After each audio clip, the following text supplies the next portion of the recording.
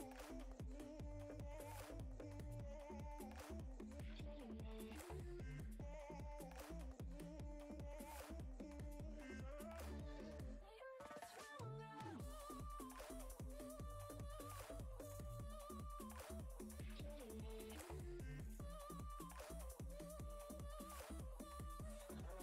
no luck finding real love. Gotta know where to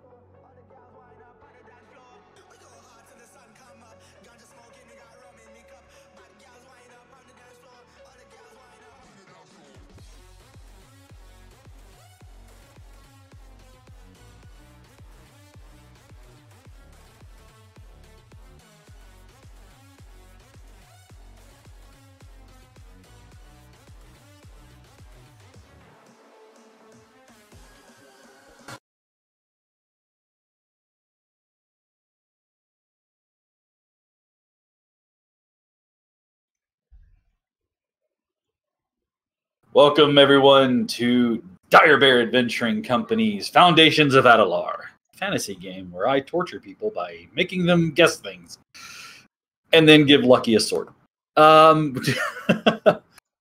We have no Gillett tonight. He is doing other things, and Yenfear is running just a bit late, but will be joining us here as soon as they get home. As always, we have Maddie playing Callista. We have Chief, who is playing Arneth, and with us, as always, Ryan playing Lucky, which everybody give a little bit of a congratulations to Maddie, who had a film premiere this week, where she, I don't want to give it away, but just look for it. It's called Tremble, is that right? Yeah. We'll be we'll be doing an online showing sometime in October. Excellent. And in the meantime, if you should look it up, Tremble. IMDb. I have an IMDb page. Somebody has an IMDb entry, and I don't even have an IMDb, so congratulations. But that premiered this weekend, so congratulations to her and to the team that worked on that. NerdCon is coming up here in Huntsville at the Huntsville Library, and I will be there running a game. I went by and checked with Mastermind Models and Miniatures, M3 at Low Mills, and they have my terrain starting to be printed out. They're having a little bit of a problem with the printer, but the terrain is there, so not only will my model be there, but it'll actually be a 3D model of everything. They've got stairs, and everything's printed out. It looks great, and so there's that. I'm, of course, at Lucky Dice. This week we are running on Friday night, 7th Sea. If you have never heard of 7th Sea, we are in the 2nd edition for 7th Sea, and it's fantastic. If you are a storyteller of even the most minute detail or aspect, if you love RP and getting into storytelling, this is the perfect game for you. It's set in an alternate universe, Europe, around 1668, so you have things like muskets and flintlock pistols and what have you. The whole idea behind character creation is you come up with a concept, you have a background, you have a nationality, you have two backgrounds that you choose from, a skill set, but most importantly is you then build your story out. Your story is separate from the campaign story, but they may cross paths, and you have a reward that you and your game master work out at the end, so whenever you succeed at completing that story, you receive that reward. Also, you can then create an additional backstory that you continue to work on, so forth and so on. It's probably one of the most robust as far as having a character build that I've ever seen, as far as getting into the RP elements of it. As far as skills, there aren't a whole lot of skills, there aren't a whole lot of backgrounds, and there's not a whole lot of advantages. There's not a whole lot of magic. It's not a very magic-heavy system. So if you like slinging fireballs or firebolts or any kind of magic, it's not the system for you. But if you like witty banter, espionage, subtleties, and sailing the high seas, it's absolutely a game system that you should look at. It's from John Wick Presents. And again, it's called 7th Sea, and we're on the 2nd edition. It's fantastic. It's a great system. Easy to learn, easy to get behind.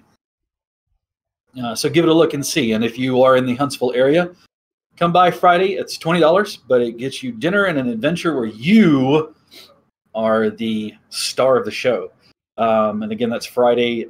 Starts at 6 p.m. We run till 9, and we have a different game every week. So I really encourage you guys to come check us out. On that note, I did get some products. We had the store went to the Alliance game presentation, and they picked up some free stuff for me. The first one that we have is called Rolled and Told. It is basically people's stories in comic format, and it's just a comic book. And there's one that comes out monthly, and then starting the adventure is Dodgers Hall, and it's a game. It's not just a comic. It's fantastic. You guys should take a look at it. Here, it's got a whole adventure for you to run and everything. And this one's free. It's Rolled and Told, but give it a check when you can. And then I've also picked up Dungeon Crawl Classics. This is something that I might have to run, but it's Dungeon Crawl Classics. It's a classic role-playing game. It's a neat system. I've already looked at it before. If you're familiar with like second edition advanced D&D or even first edition, it's very reminiscent of that. It's very easy. It's not a very thick book. It's very easy to get into and run, and it will kind of let you just get into the game. But give it a look. It's $5 at your local store if they have it. It's fantastic. This one I'm really excited about, simply because we currently play a science fiction game on Wednesdays. If you've never checked it out, you really should. Alone in the Void is basically a terrifying existential crisis after another, and it's fantastic, and I love it, and I love my players in there just as much as I love the players here. But the reason that I'm excited about it is because The Expanse role-playing game is what I have in my hands right now. That's right, The Expanse from Sci-Fi, the television show about being in space, is now a role-playing game, and I have all of the rule sets for it, and this is amazing, and I'm excited about this. So, because it talks about, oh gosh, just so much stuff. Cupbearers and the combat and action and being in space, and they've got a bunch of the pre-made people and their accuracy and things like that. It's fantastic. So there's that, and we can pick that up. That's the role-playing stuff that I picked up. I got some free Yeti tokens, so if I ever have a game where I have to use a Yeti, I've got tokens for it. And then there's a company out there called Gaming Paper, and they design things. This is from Roll4 Initiative, but this is Gaming Paper, and what this is if you can see, it's hex grid, whitewash board that interlocks. It's got interlocking pieces on there, but more importantly, on the back side of it is, hey, the square grid that we're all so familiar with using. One of my moderators who is in the Twitch, would you do me a favor and give a tag to Gaming Paper? If we can tag them somehow for Gaming Paper, let them know that we're promoting their product. You guys should get to your store.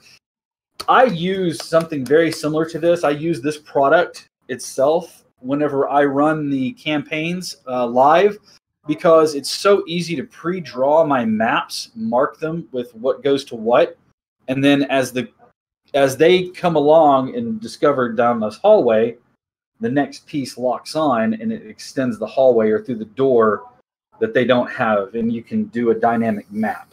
But again, it's Gaming Paper. This is just 4 of them, double-sided, and it's pretty big. This is a 15, 20, 25, 30, 35, 40. It's a 40 by 5, 10, 15, 20, 25, 30, 35, 40, 45, 50, 55. It's pretty big, as you can see, grid, and there are 4 of them in this pack here, so that makes a pretty big room or sizable map if you have it, and depending on what you say, if this is a 5-foot square or a 10-foot square, and there we go. That's awesome.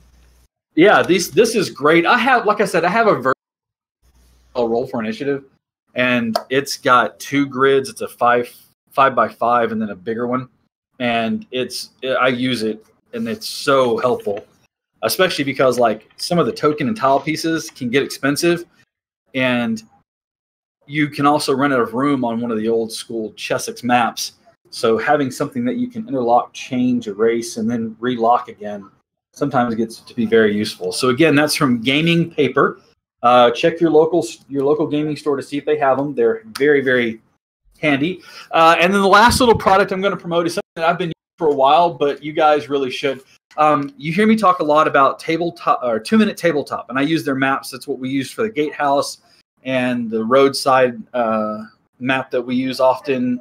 The 2-minute tabletop is the name. Well, they got together with Geek Tank Games, and they created basically map tokens. This is the castle furnishing set, and what it is they are plastic tokens. They're 2-sided.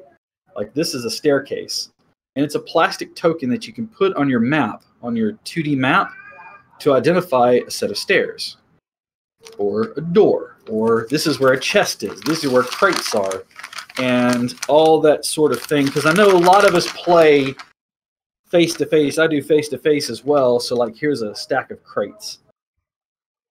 And here is a table with a runner on it. And it's a durable plastic, as I drop a piece on the ground. It's a high-grade plastic, and they've got a camping set, which has like a big tents and small tents, boats, fires, bushes and trees, things like that.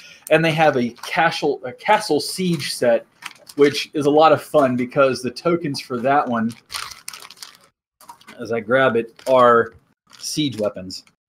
Cannons and ballista and ladders to climb up on, and there's battering rams and wagons and all sorts of fun things. But that's from Geek Tank Games, and you guys should check them out. Their products are really neat. And again, it promotes 2 Minute Tabletop, which his maps are amazing. So go over there and buy some of his maps as well as the tokens. All right, now that I've done enough of the product pimping, let's go ahead and recap where we left off. Last time, they had finally crossed the bridge to find out that the waterfall and the missing bridge was part of an illusion. Braving the illusion, they stepped across to find that the waterfall had trickled. It had become down to a trickle, falling into the rocks far below. The bridge itself expands across and ended in a gatehouse. Callista turned invisible and explored the gatehouse enough to realize that maybe I should get some friends. It lie empty, except for one room. The spirit of a nicely dressed or an ornately dressed knight mouthed something at them, pointing, pounding his hands soundlessly on the table. They finally came to the realization that he was asking them for something. And with the use of, if I'm not mistaken, was it Callista? Or was it Lucky? Yeah, it was Callista that used the ability to understand what they were saying. Guard the king, keep him safe. He left behind a single item to help them out. Maybe. The hilt of a sword that had no blade. A beautiful aquamarine jewel sits in the pommel. The guard flares on either side, looking like the wings of a small bird, with the cross pieces being like a long tail, like a swallowtail or something. The point where the blade would go is a hollow depression, shallow. Doesn't look like it would actually hold anything. Arneth took up the hilt and took some time to attune with it, and has discovered that there's a history behind this weapon. That it was used to defeat many enemies. Baleful flame pours forth from the blade when it was enacted upon. No peace. The blade springs to life. Hollow fire appearing from the blade to form the blade. Swaths of enemies cut down, and we can see as an old man holding the blade out, or the hilt out towards its next wielder, the successor, the man that they met, or the ghost that they met.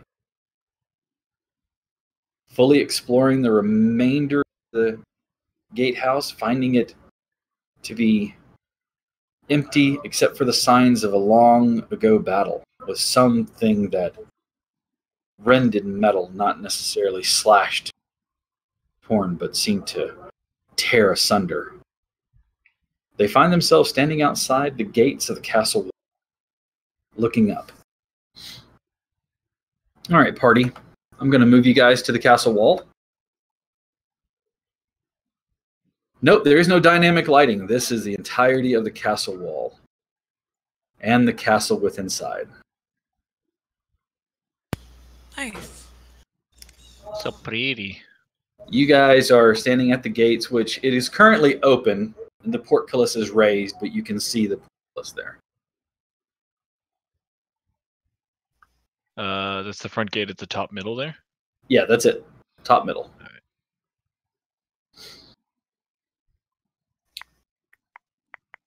So if you'd like to go ahead and place yourselves there.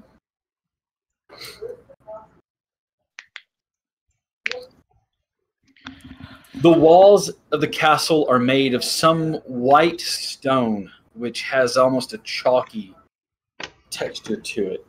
It's not brittle like chalk, but it just kind of has that feeling. Maybe limestone or some sort of rough-edged marble. The walls extend in either direction for quite a ways. You can see towers or ramparts along the towers of crenellations rising above, slightly providing cover for any archer that might be standing at the wall. Although what could ascend the cliffside to get to the walls would be anybody's guess. Maybe they're more concerned with attacks from above. Behind the walls, only rising slightly above it, you see the 3 levels part of the forward part of the castle. Behind it, rising higher than each one, than the fort itself, or the main body of the castle, are 2 towers.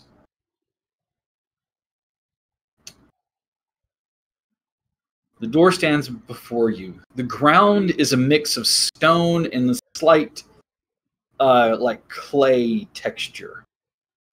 It's not hard packed, but it's slightly hard packed, and you can see that it has a little bit of a spongy give to it as you step on it. Rock crunch under feet as they rub against one another. Who would like to lead the way? Lucky? Ooh. Gillen would like to lead the way, right? Yes, I would love to. Sound like Sean Connery, Gillett. Yes, Because I'm practicing my accent. Stay a while and listen. Wow, Gillet, you're so talented. I'm gonna see if the gate's locked. I'll go up and like.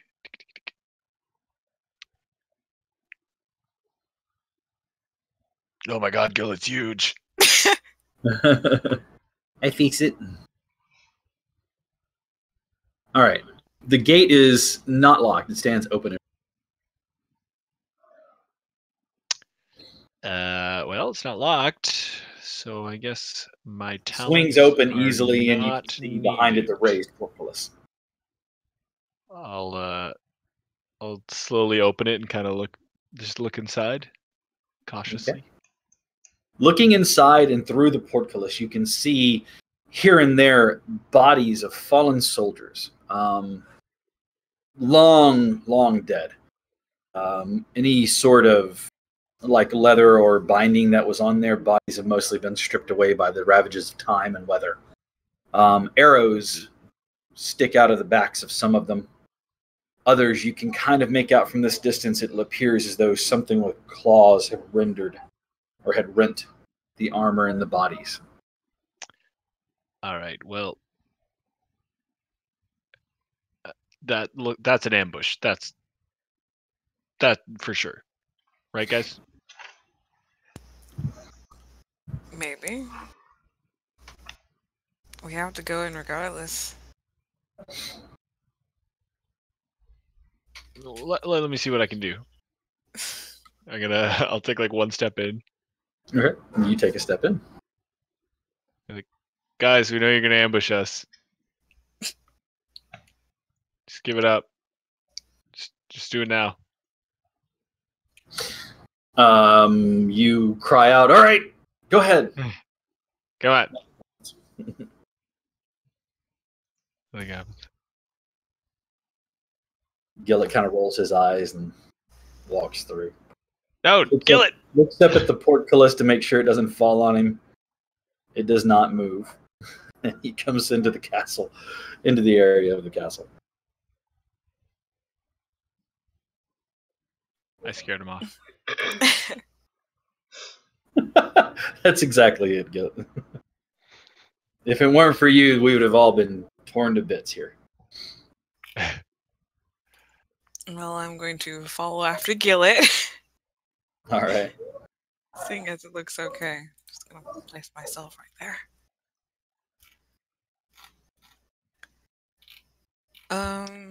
I'll follow behind her. Or him. Can I go examine one of the bodies that looks like it's been torn up by claws? You absolutely may. You give me a medicine check. If you don't have medicine, just use the skill for it or the ability for it. I don't have medicine. Okay. So if I'm not mistaken, it's intelligence based. It's wisdom. Okay. Go ahead and just give me a straight wisdom roll then. Okay. I'm so smart. The claw marks are not big. In other words, it's not like a dragon or something with huge claws. It appears as though most of the claw marks appear to be like from the shoulder down or across the chest or something like that. You don't have any flesh to look at, but you can see where they dug in deep enough to leave furrows in the bone, the breast piece, the breast plate here, torn, has furrows in it from the claw marks.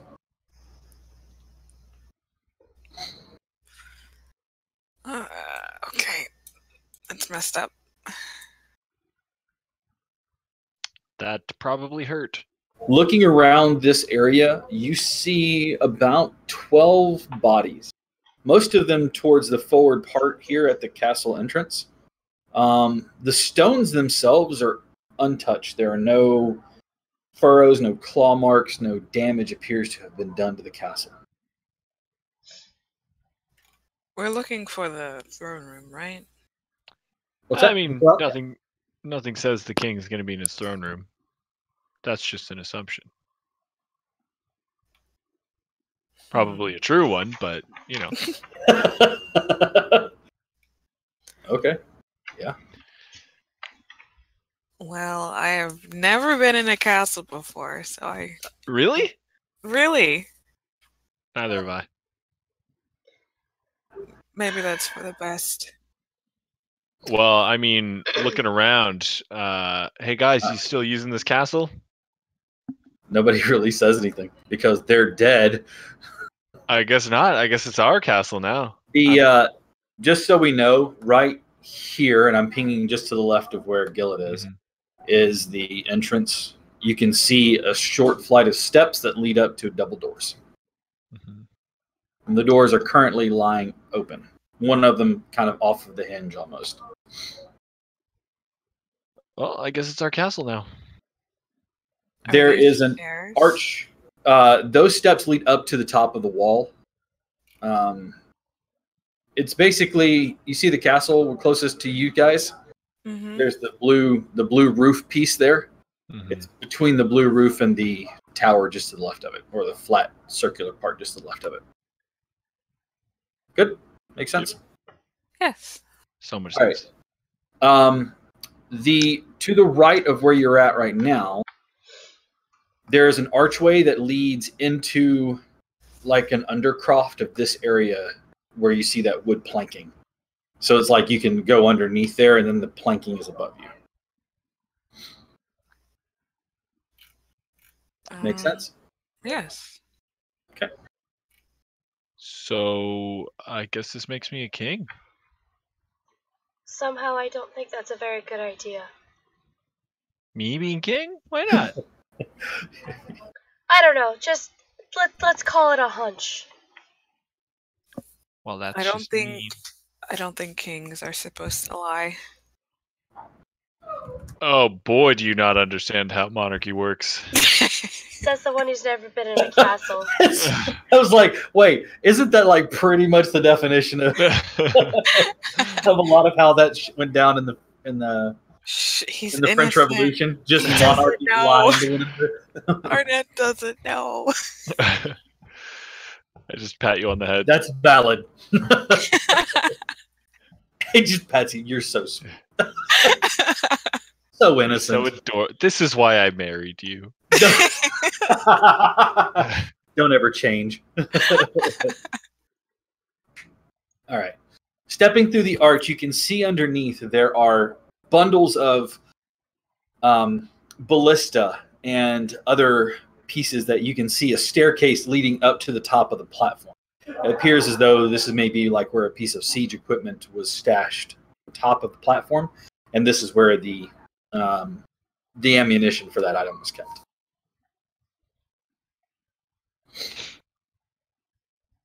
Do you think any of it's salvageable? Looking around, you also see weapon racks, like which would have held different weapons, pole arms, crossbows, things like that. You can see a few crossbows on there, but they have fallen under the ravages of time. They are not usable, serviceable. The gut string is long since rotted away. The wood itself looks as though it wouldn't hold up for a single shot. You think some of it might be usable? Give me just give me an intelligence check. Just Oh boy, my best stat. straight intelligence. Well, I don't figure you could charisma your way to figuring out if it was any good or not. I'll just go up to him and be like, "Be good." He just try. What is that? A persuasion check against the ballista? Yeah. Persuaded to be high you're quality. usable, aren't you, buddy? You have a purpose. Look at you, you usable bolt, you.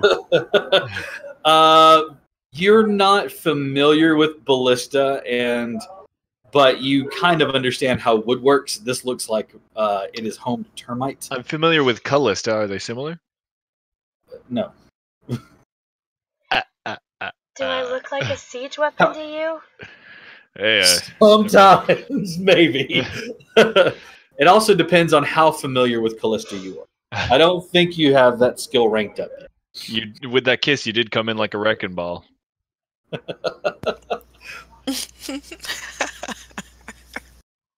Moving right along. You can see that most of the ammunition, like the crossbow, the wood is long rotted.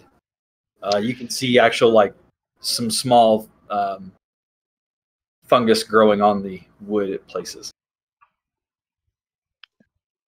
Well, A set of stairs leads up through a platform that is there. I'm going I to didn't see carefully pick my way over to the steps Okay. and climb them.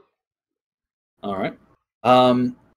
You give it that ginger step to make sure it doesn't rot away underneath your feet, and it seems to hold.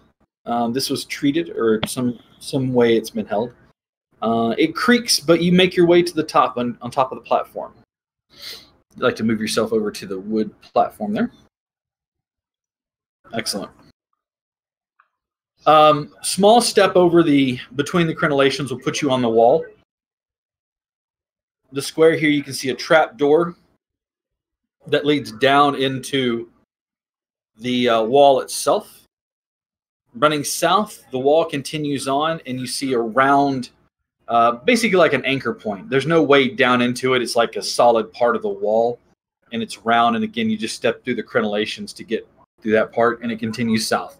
It also does the same thing continuing left, and you can see the wall is built around to make this square that you were standing underneath long. what do you think killed all these guys? I'm getting a little spooked. I don't think it was those Caradlings. No, but they may have come and scavenged whatever meat they could. Would explain the furrows in the armor. But something killed them. Could have been a neighboring kingdom. Wars happen all the time. You're so wise, Callista. Some days. All right. days. I'm gonna check this trapdoor for traps because it is called a trapdoor. Give me a perception check, please. My brain. I mean, it is also alternatively called a hatch. You know what happens when you change the letters of hatch? You can No. possibly get thatch, No, but you I can't. mean, Fortunately, That wasn't like I was going to tell you something. I was actually asking if there was another thing that you could spell. that wasn't the lead up to a joke. Yeah, no. All right. Perception check 14. Doesn't appear to have any traps on it, nor does it appear to be locked. I pull it open. All right, you pull it open and peer down into a dark square. You can see an old set of stairs that lead down and then against the wall, and they kind of wind down the wall to the ground floor. You can see a tunnel leading either direction that the wall runs, only a few feet wide. All along the outside edge where the stairs run down. So imagine you have the square, right? There's stairs that run down the wall and then turn and then run down the wall, and then turn, run down the wall, turn, run down the wall. All along the wall, you see arrow slits in the wall that fires out. Not in, but out. So on the outer walls, you see arrow slits along the stairwells. As it comes to the ground floor, you can see a tunnel that runs underneath what would be basically underneath the wall in either direction. It's kind of narrow, but it is not exposed to the outside. So it looks like it would be a way for someone to move within the castle without being, out in the open. This might lead us directly into the throne room. Or it might lead us directly into doom. Is that how castles work? Typically, In some places. in some castles, you usually have ways for royalty to get out in case the castle is besieged. Or the castle is falling to the enemy, and then in which case you want to get those that are important out. You seem to know a lot about castles, Callista. What happens if you rearrange the letters in Callista? I really want to know. Does this spell castle? Callista. He's actually writing his shit. It's with a K. No, it doesn't. Is he always this paranoid? Casilta. Of course. It's so clear now. Yeah. But is it? Yeah, it's Is it been. really? I think it's gotten worse. Who hurt him? Should I call someone? You don't want to know. A dragon that lived in his chest. Spoiler! No. I'm Adequate. almost curious enough to want to know, but then I remember who it is, and my curiosity just kind of fades. Instantly quelled. Which way would you like to proceed? South or east or back up through the... Actually, I guess you're not down. You didn't go down the stairs. You just can see down. You can see that. No, she's gonna retreat back down to the ground floor in Okay. the courtyard of the castle. We're not going this way? She's not, Why not? It's because the castle doors are literally standing open. True, but that... See, if those dead bodies in the courtyard were in an ambush, that's an ambush. Not everything is an ambush. Something could literally just be abandoned. I'll make you a bet. I don't make bets with fools. Okay, so I'll make you a bet.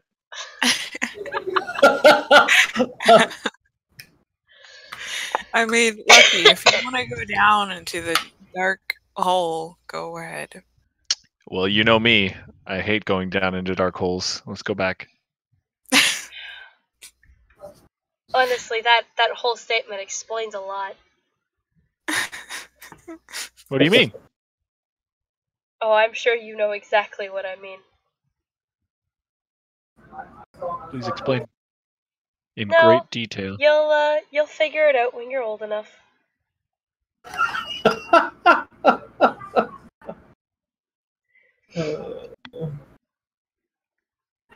Speaking of age, Lucky, how old are you? You look like a baby. Oh, thanks. He is an elf. Don't we all look old? Well, young, despite how old we are. I'm only half, though. So I'm only half as old as I look like I'm not. Wait. What? I was confused too. Lucky, I have to ask, answer do the you question? ever like just think about what you're saying before it leaves your mouth? No. I thought that was obvious. To be fair, I've only known you for about 2 weeks. Feels like forever. During which time I was drunk enough to kiss you and then walk away without saying a damn word. So... I'm going to go through the doors Okay. while this You conversation You head back downstairs. You head into the castle itself. Yes. All right. Okay. Is anyone else following? Callista is right behind Ardas. Okay. What about Lucky? I'll wait a second, and then after like. Because I don't want to have to switch the map when only some of you going in, some of you. Then I'll go in. I'll make it easy for you. I'll go in with them. All right. Ooh. Dynamic lighting. Now the dynamic lighting comes into play. All right. The castle stands empty and dark, or at least you think it's empty. It is definitely dark. A door in front of you stands open, wide enough to accept entry from 2 of you across, or more. You can see what appears to be either a short hallway or a narrow hall there. The windows stand open, allowing light from outside to flood in.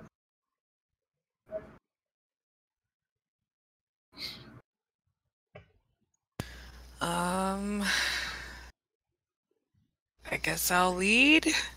Okay. Can I check for traps? Okay. Go ahead and give me a perception check, please. And to 2. Perception.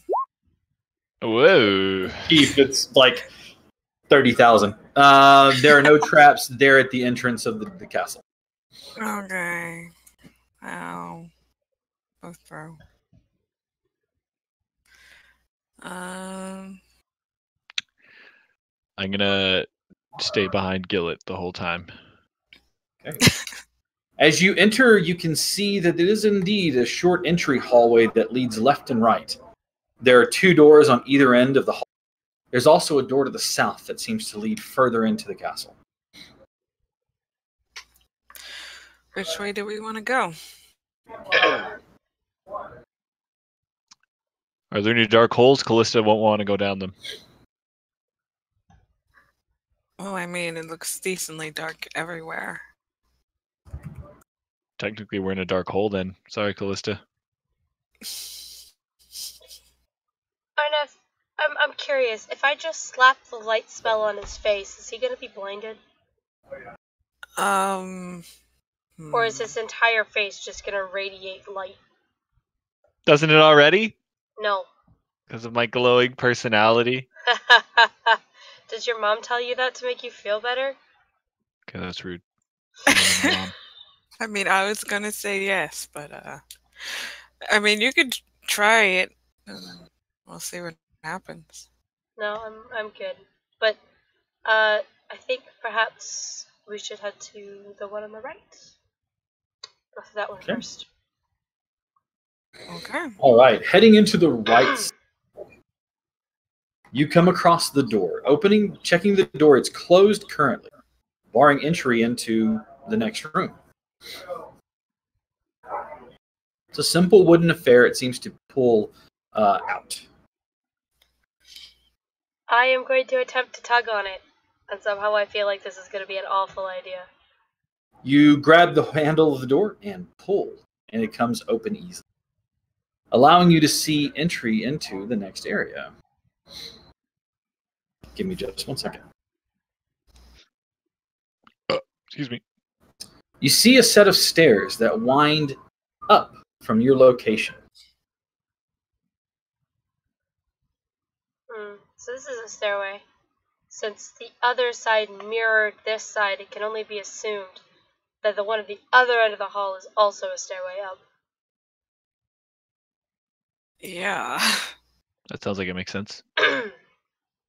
100%. So clearly, there's no reason to check every room. Moving on.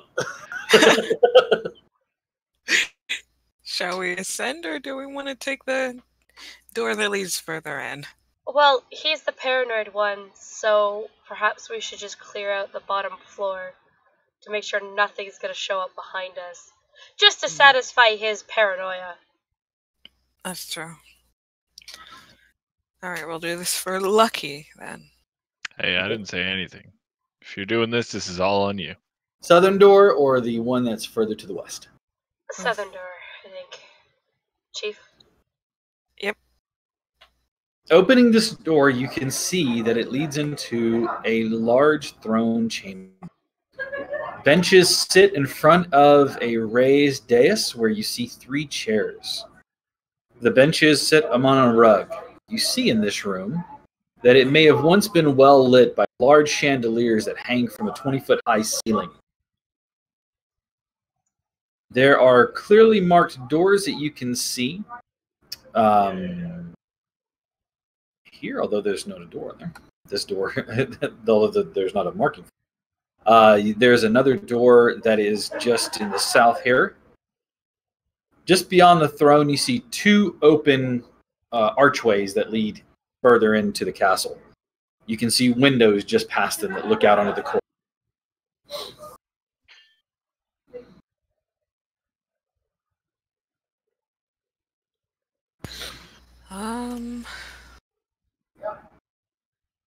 Can I go just look over the thrones?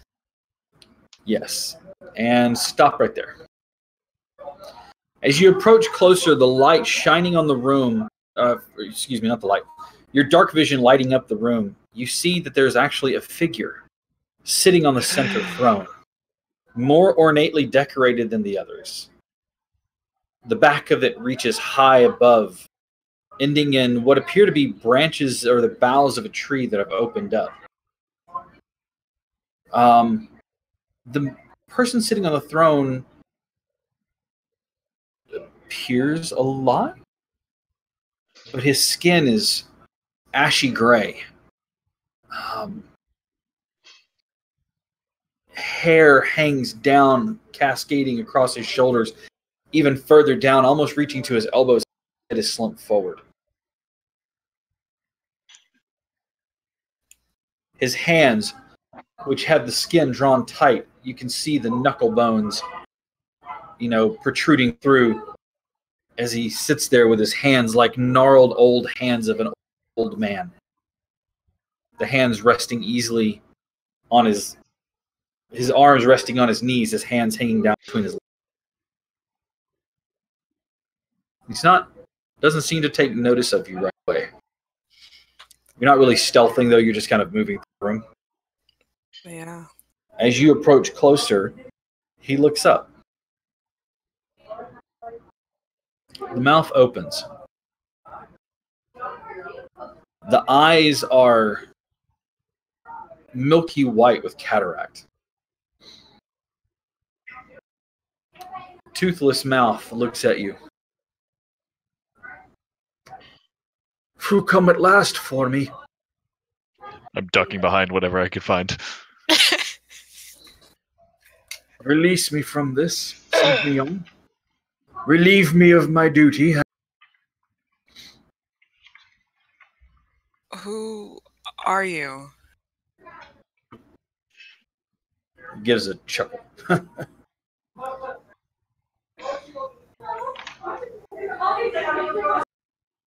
King Fairlin. King of, well, I suppose the last king of Adelar.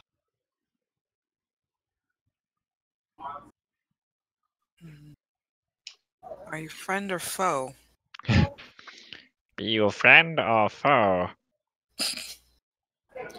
I typed the name up for you so that way you have it. King Fairlin. I guess that depends on how you present yourself. Friends, hopefully.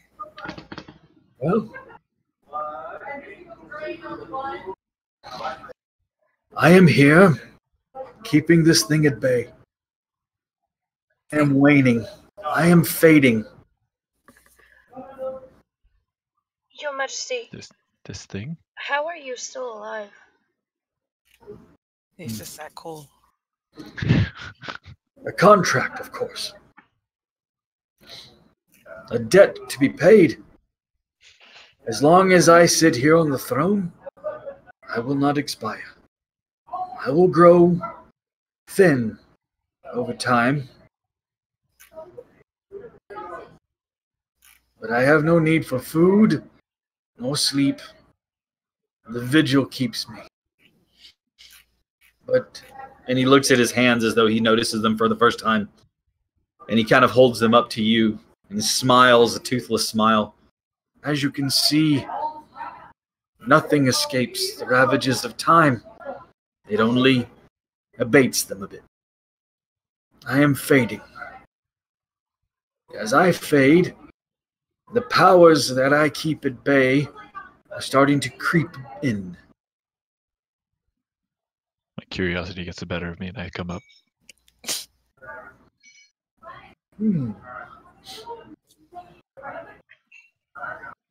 Either the contract need be fulfilled by another, and a new contract written, or perhaps enough time has passed that a way to defeat this thing has been found. We got a cool sword. Can that do it? Many of my knights tried to fight the beast and his minions. Many fell. My valiant man-at-arms was the last alive. He fell back to the gatehouse as he pushed the rest of the attackers back. I sealed a deal with a higher power, beseeching them to stay the beast so that no another may fall. The contract is binding, but there are clauses that allow for you to take the seat. You need be kinged or crowned as the head of the kingdom, whether that be king or king, queen or king. And he kind of smiles at Callista.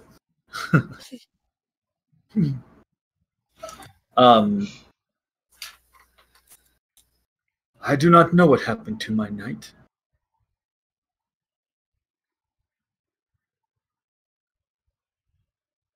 Don't think they made it. That is a sad affair. Vandren was a good man.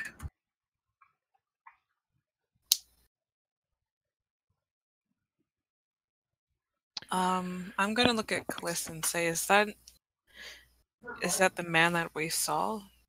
Did he mention his name? He didn't, but it would be assumed, considering the fact that he said that he failed in his duty to protect the king, that he is one of the same. I'm sorry, do you have the hilt of the Hallowfire out? I guess. Or do you want to present it to him, I should ask you? I'll present it, yeah. He kind of bows his head for a moment and looks back up at you. I see that the mantle of ownership of the Hallowfire blade has been passed along.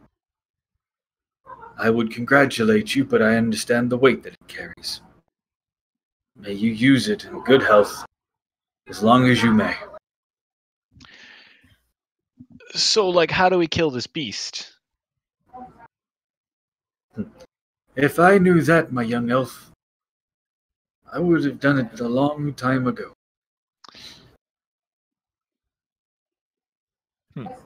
What is the beast? Do you know? A demon of not inconsequential ability, power. A demon. Aye. Does it have a name? It has one that we have called him many, many a year. That'll work. Maddie, I believe you might know the name of this beast. Ugdathar? That would be him. How do you know that, Callista? Did you not attend school? Do I look like I attended school? I don't Thank know you. what you That's a compliment. I don't know what you look like half the time, so I'm not sure as to what your basic education is. You do wear the mask up.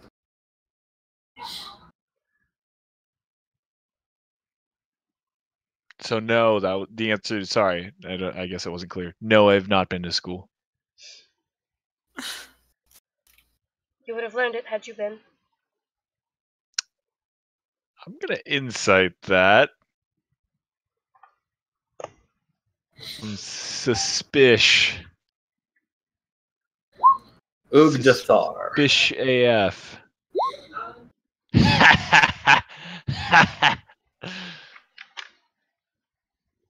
You remember a little while ago when I told you that there are no secrets amongst the party? And like, I guess I'm just some uneducated kid, but if you're gonna lie anyway,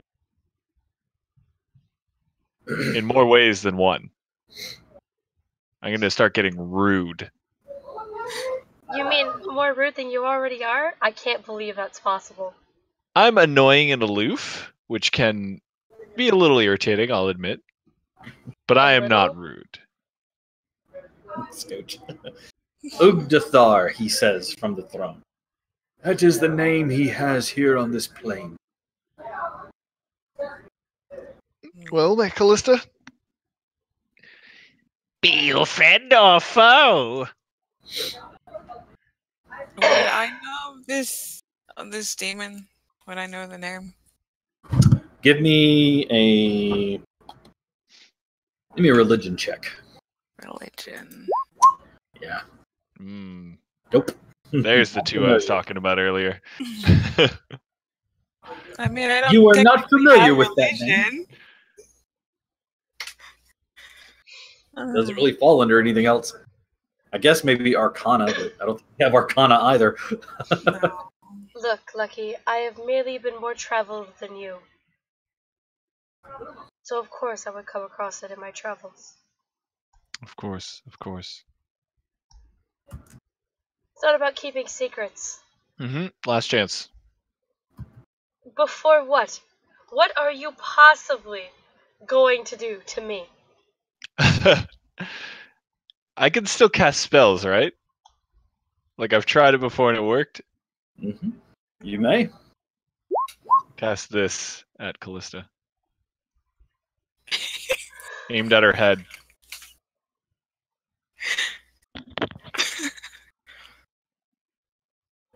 Okay. Right.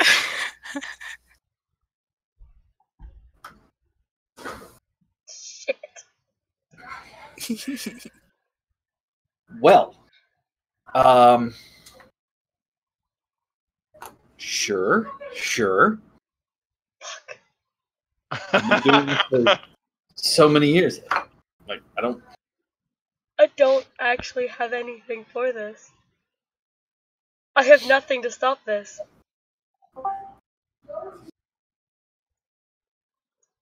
You really don't, do you? No, I don't.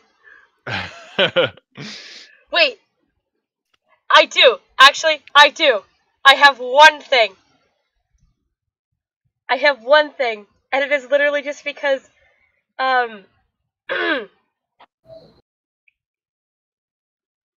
you have to be able to see it.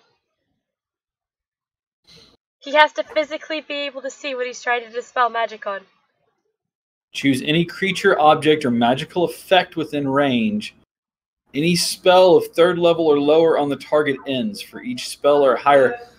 Technically, he's not casting it on the object. He's casting it on the magical effect because he knows where it's coming from. Yes. Get rocked. But he has to be able to see me to know where it is. Oh, are you? I'm currently looking at you, though. I'm looking at you, though. Yeah, no. But you won't be in just a second. Okay, here's what I'd like for you to do then. I want an initiative roll from each other. This will determine who gets which off.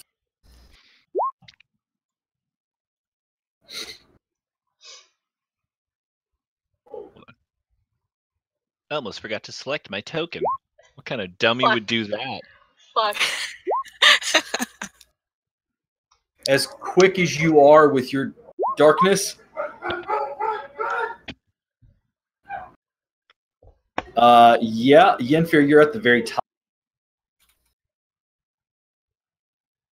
And if you move straight down, you will be in the throne room with everyone else, where they have met King Farallon. He's pretty cool. Who talked about the demon Ugdathar. And as you watch, Lucky is going for an incantation. As soon as the incantation finishes, a globe of blackness just fills the area around Lucky. And everyone is encompassed in black where you can't see out of it. So that's the way it's going to be, huh? You couldn't just leave well enough alone. I wasn't going to hurt you. I have nothing against you. How close are you guys together? Like literally base to base? I really hope not. No, she'd have been up by the king, talking to the king. Okay. So, oh my God, Jack, where did you go? You were briefly in the throne room. Jack's running around. Yenfir's got a case of the zoomies. All right. Cap, I would double check to see if Jack actually has the light on. It does. Double check. Zoom out. Oh, nope. You're right. I forgot to check has sight. There you go. Now you should be able to see. Got it. I got you. I gouge out Yenfir's middle. I can't fucking believe this. Put everybody in. You're right, Captain Paragon. It is the most excitement he's had in life.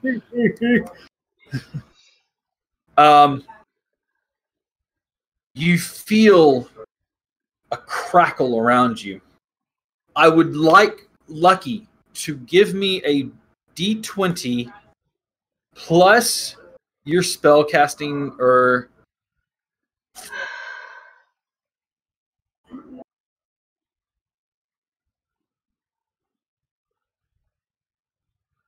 I want you to give me a charisma. Are you using it, casting your charisma, right? Like as a warlock?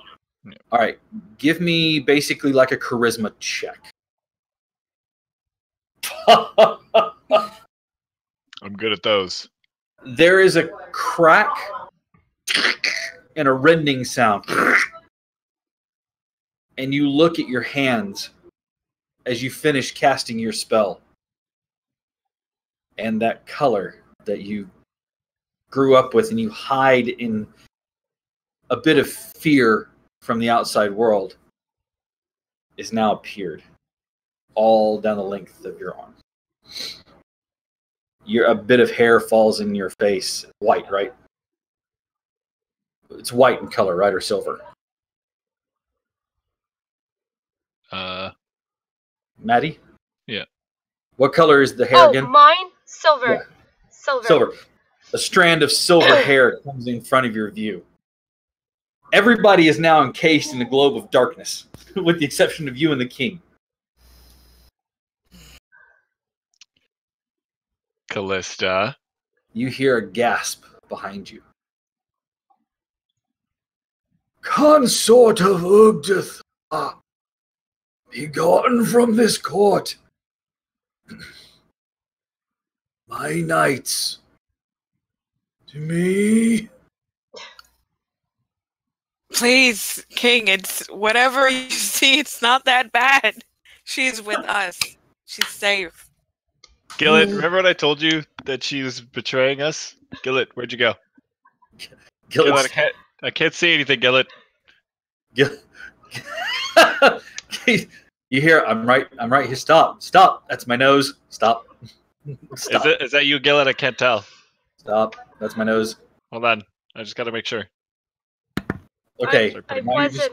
What's a throat? Oh yeah, that's him. Betraying you.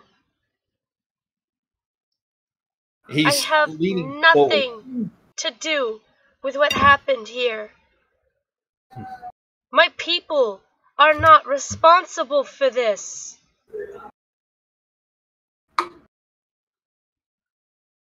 He's still yelling for his knight. Sir, your knights are long dead.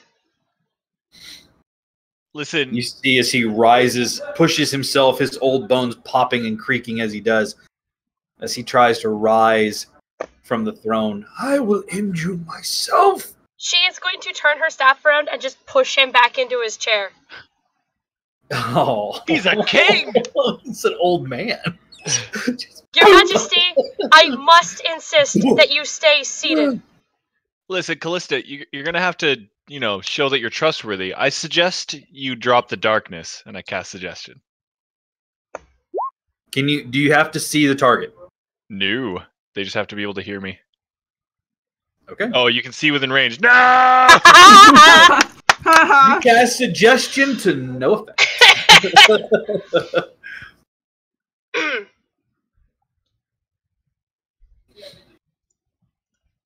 All right. He flumps back down in the chair, and he puts his hands on either side against, once more trying to push himself up out of the chair. Rickety old bones moving and shaking as he tries to stand. Callista, whatever you are, it's okay. Just remove the darkness. She is a demon blood. She is a consort of Ugdathar. And if not Ugdathar, some other demon. And I'm a half-orc. That doesn't make me evil. Our past don't define us. Can't I just very dispel special this? after-school special of Foundations of Adult. What is this nonsense? Can't I just dispel this? Like, why are we doing this? Why is this happening? You can do that if you want. I got no more spells left. Yeah, I'm going to dispel it because this is silly. I love that your camera went right when you did that. Jack's camera was frozen on my end, so I just hit the reconnect so that I could. All right, you. Oh shit! And then I just delete you from the game. You just easily dispel this. When it drops, where Callista was standing moments ago, is it red, like a red skin, right? It is the red color skin. Of this. Yeah, red skin, like the color of her backdrop. Silver hair. Silver eyes with gold. Have I seen you like this before? Yes, you have. You know what I look like. Mm-hmm. This is of no surprise to you. I'm just like, wow, whatever.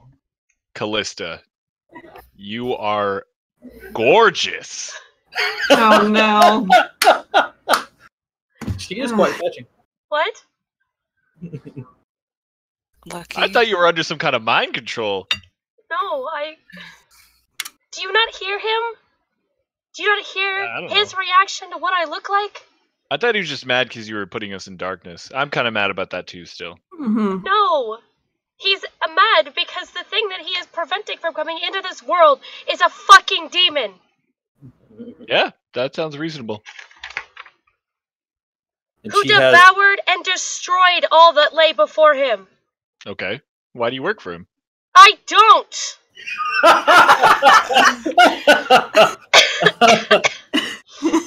Furrow's brow.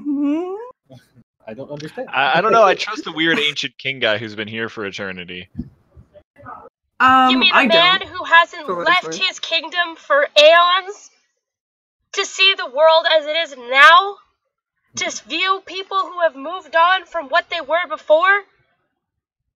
I don't know if kingdom devouring demons really move on.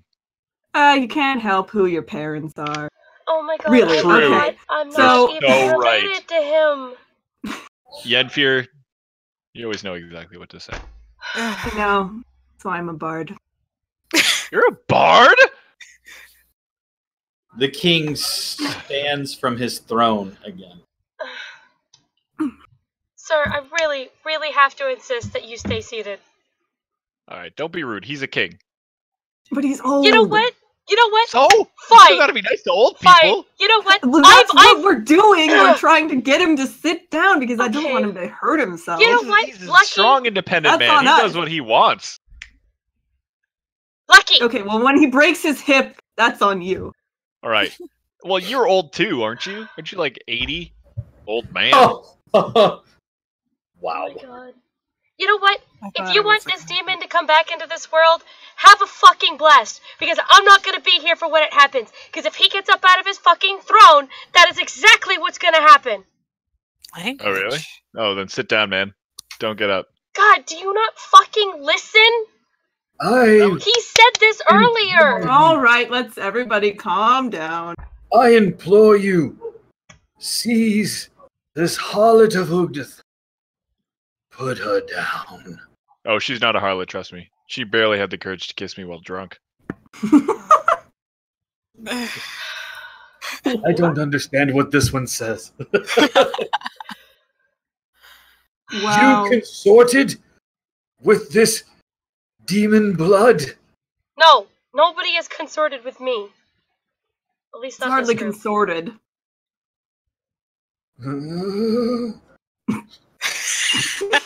He's just so beside himself. Please, my dear king, she's not evil. I promise.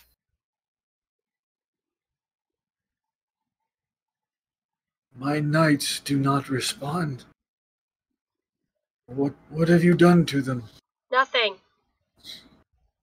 Listen, King, your captain chose us to wield his blade. He knows that we're good. He chose that one, and he points at... A choice for one of us is a choice for all of us. We're all together. As much as we argue and bicker, I literally would not last 5 seconds if I ran away from these people. Mm-hmm. Finally, respect we deserve. You tell me that you willingly aid this beast. I think things have changed a little bit from when you were around. They have come to pass that your ilk walk freely. No. There's a reason for the hat. I don't get it. As is right. Demon spawn. He spits the words out at you. Dry and raspy. Listen, we're gonna be the ones to probably have to kill this Ugdala blub. Ugdithar. Oh, Ryan knows. Don't worry. It's a lucky moment.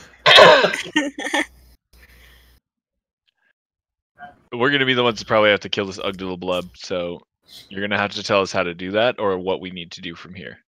I told you, I have no idea. Where should we go? Is anyone capable of making a weapon strong enough to kill demons like that? He is bound in the tower to the south. We found him, I think. Did we? We found someone. You didn't find Ugdithar. We found some eternal evil darkness that my own internal demons were afraid of. Oh, you mean like at the very beginning of the campaign? Like, yeah, back then. You don't know. You kind of have an idea that maybe those were connected. But making that how you got from one to the other, you're not sure. That was so long ago that you're not even sure it's related. It might be. Can we take just 5 quick minutes? I just need to step away for just a second, I realize, and I'll be right back, okay? I'm going to grab myself some peanut butter in the meantime. Oh, hell yeah, butter. Yeah, I'm going to grab some food. I'll be back. Some booze? Food! Chief. She's the good news. It's 8 o'clock in the afternoon. It is too early to be drinking. Afternoon? I'll be back. Mm-hmm.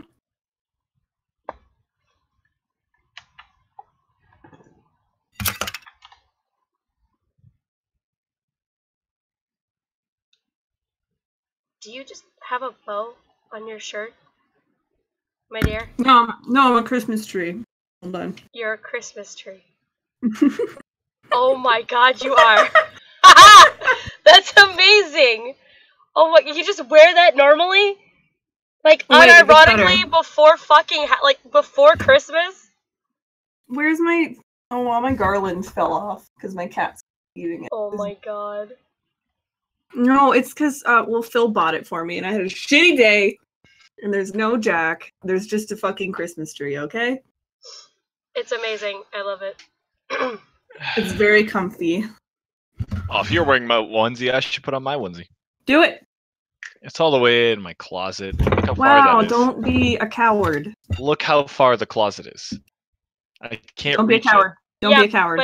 But Ryan, it's literally like 2 steps. You've got Alright. ridiculously long Do it legs. for the fun!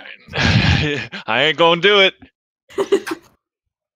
Do it for Real the talk vibe. I though, ain't gonna real do talk though, his legs are ridiculously long. it. Yeah, you should stick your leggy out really, really far. Woo! Leggies! Why do you have shoes on in the house? I haven't even taken my jacket off. Get your life together. Says the one in a Christmas tree.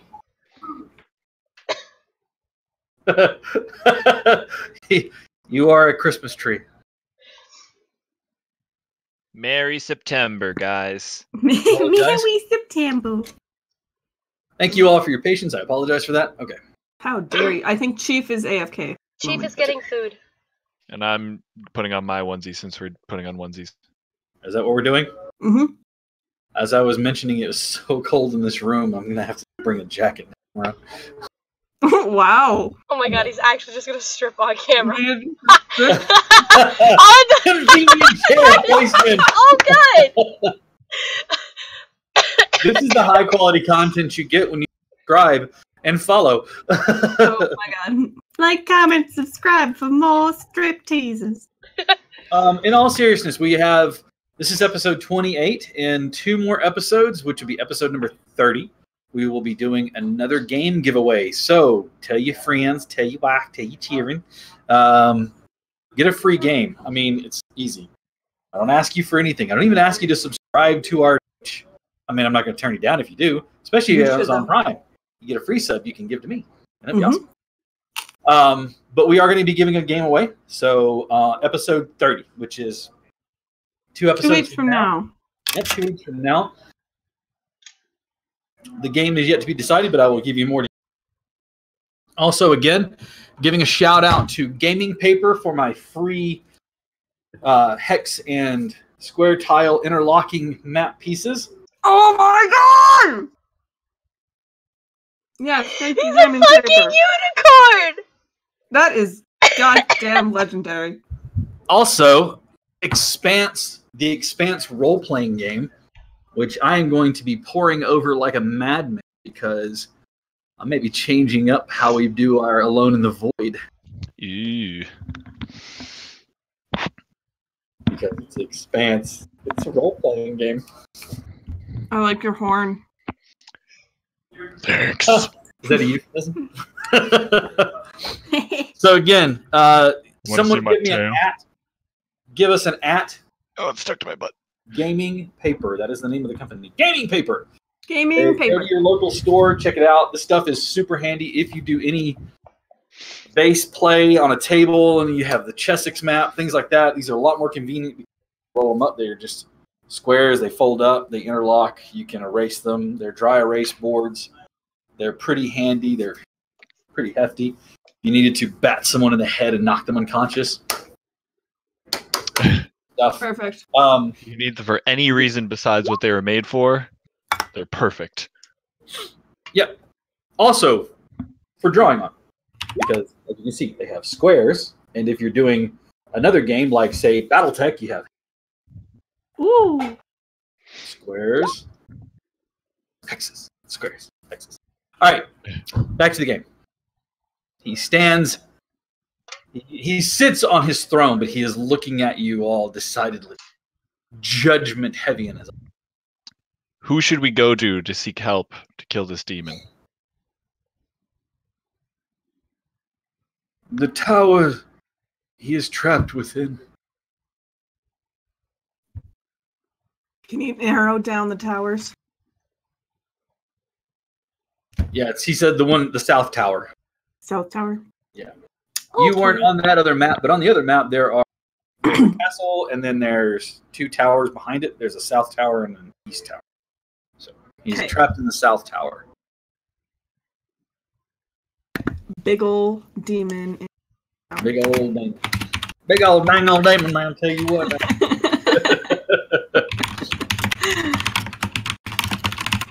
Clack, clack. Done. He looks at Callista and says, I trust you not, but you have the Hallow Fire. You have not struck me down to release your demon.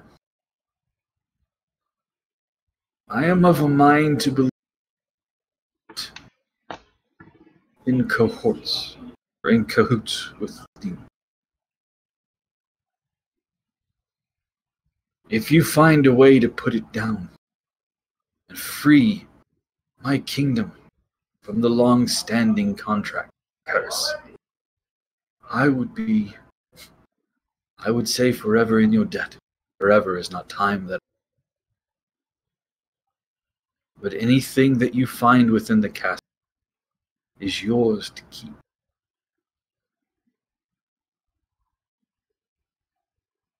What if we keep the castle? You don't want a castle. You don't tell me what I want or don't want. He can keep the castle. We leave him here. Okay. Where's Lucky?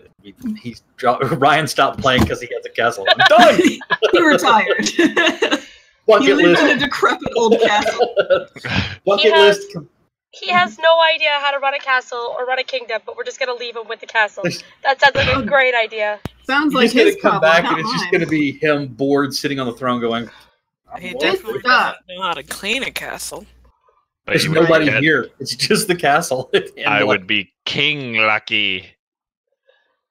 That's stupid. Something that I think would never hear. It sounds like a horrible movie King Lucky. starring Patton Oswalt. Of all people. Oh, yes. Patton Oswalt can play the live-action version of Lucky. I love Patton Oswalt. Don't get me wrong. Oh, All right. same. So, behind him, you see the 2 open archways. There is a door that you saw that's over here on the right-hand side, and you kind of saw another one over here on the left-hand side. So one on the east, one on the west. This seemed to be leading into other rooms. Turning, you can see that there is an open door here, and you can see another door leads into another room there. Hey. Lots of doors. So, where So to, we- gang? We in the demon slaying mood, or I have a question for the king. yes? You may No. ask me. No. The real not king, king yet. not the false one. He said everything we find is ours, and I found. Did you the find? castle. Did you find a crown? Once you've put the demon down. Do I get a crown? What happens if we fail? I continue in this and hope that someone else takes my place before I wane too far. Could someone take your place and then go kill the demon, or would they have to stay here? Oh my. I don't know. Well, we're not testing it. out.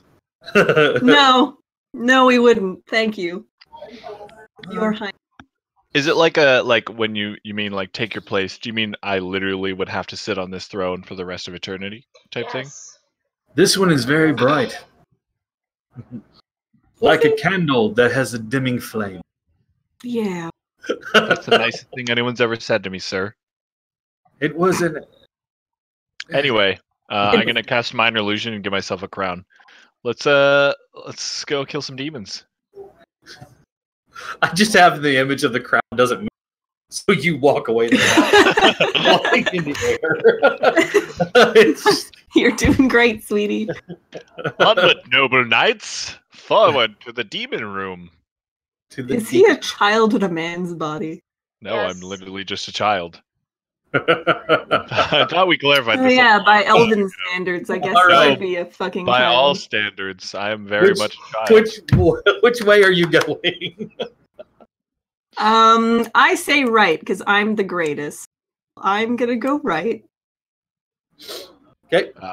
My most loyal of subjects, You Yenfir. see a door Always taking charge. there. That Mhm. is a window. You can Oh. leap through the window. I will Door is immediately. right there. I can't see shit with this lighting. I might as well be a human. Oh, that's a door. I didn't see that. No, Okay. Jack. Being a human, it's worse. I Trust me. know. Door there. That's what I'm saying. Help. Somebody help. I'm gonna give a little bow to the king before I follow after All right. everyone. True. Oops. No, I'm sorry. I don't give a damn. There's an arch. There's a set of stairs leading up further into the building.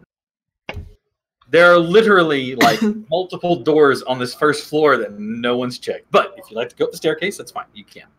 No, absolutely not. Let's kick down all the doors, y'all. Somebody As I point me in ping the the direction of door a door. again, Please point me in the direction of a door. I can't see the things.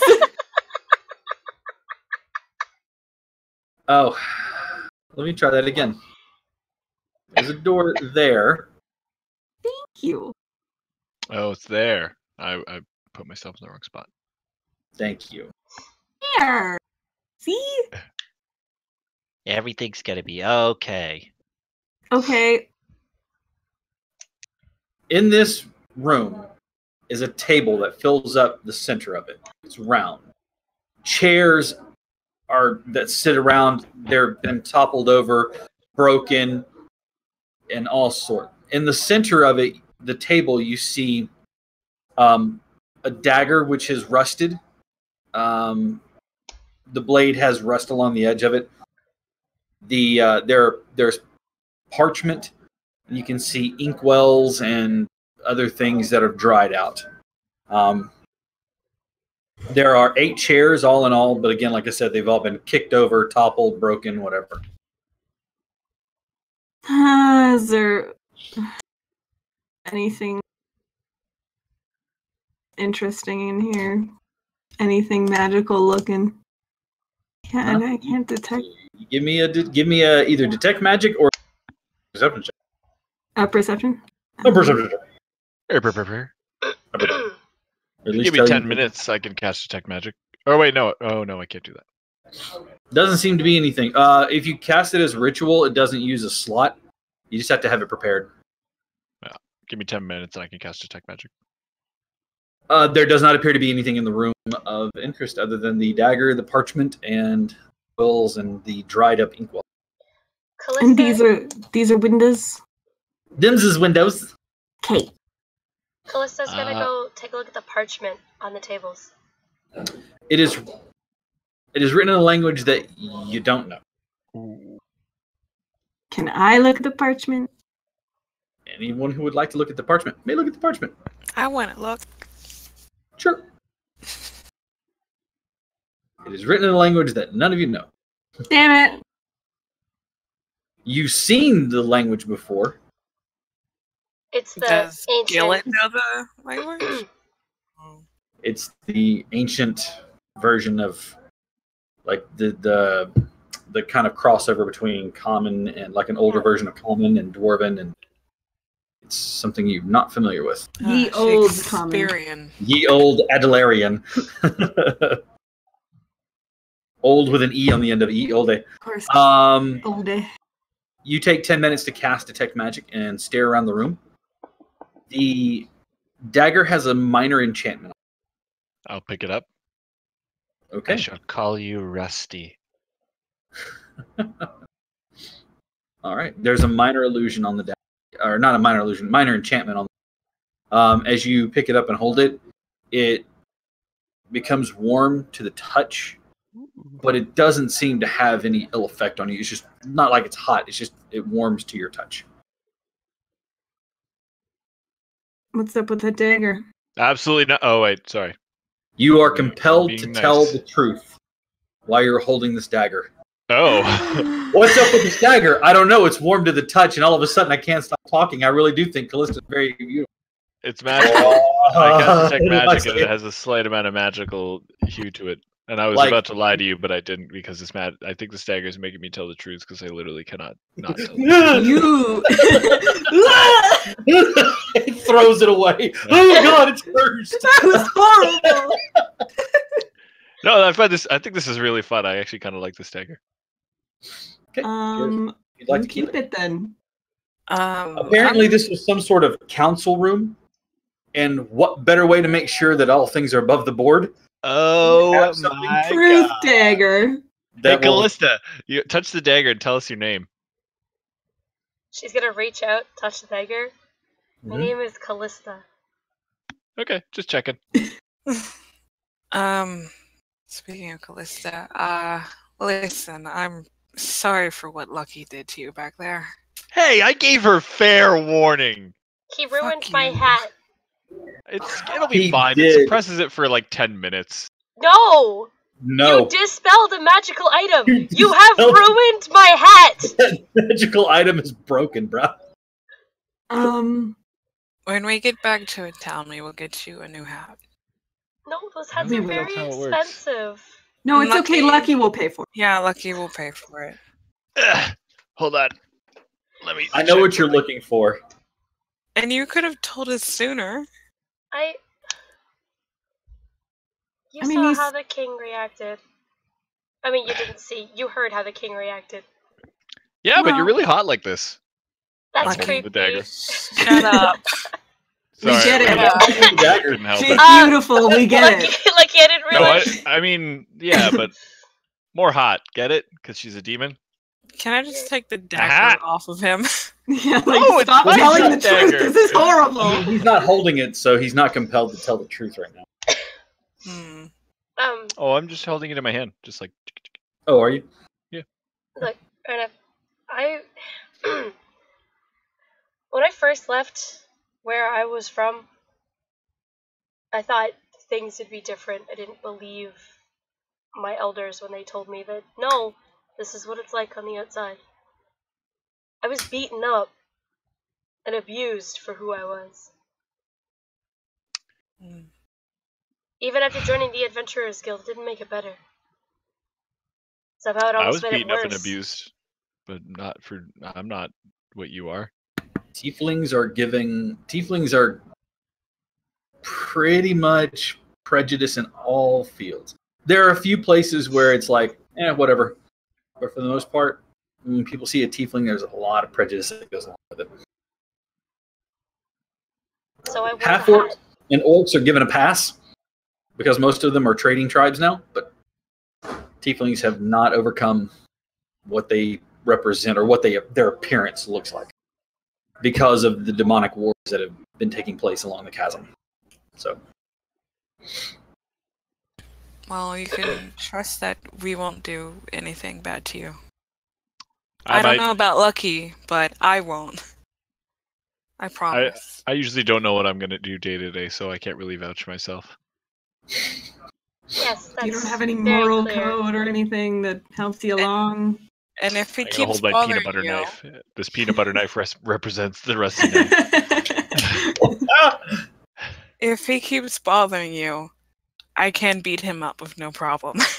I'm into that. We need to go. We need to have a rematch because I feel like I've gotten stronger. Sure.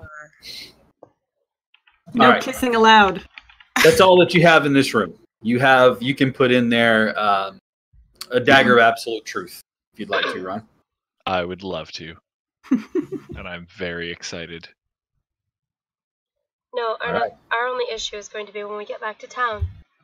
Because I will either have to stay outside of town, or we will have to do something drastic to make sure I'm completely covered. Well, I mean, I can disguise you. Can't I? Can I? Let me I don't just know, see. do you have this guy's self? And does that work? I mean, it is disguise stuff. Yeah. Oh shit. All right. Well, In the meantime, yeah, but it's myself. Yeah. In the meantime, other doors that you want to check. There is one that is. Let me get to the layer so that you can see it. There's another door that's over here. We could throw the feather token out the window and then just climb down the tree. And then there's another token over there. Okay, well, I'm gonna push this door open. Okay, bye. Okay. Let me switch over so that I can change the dynamic lighting real quick.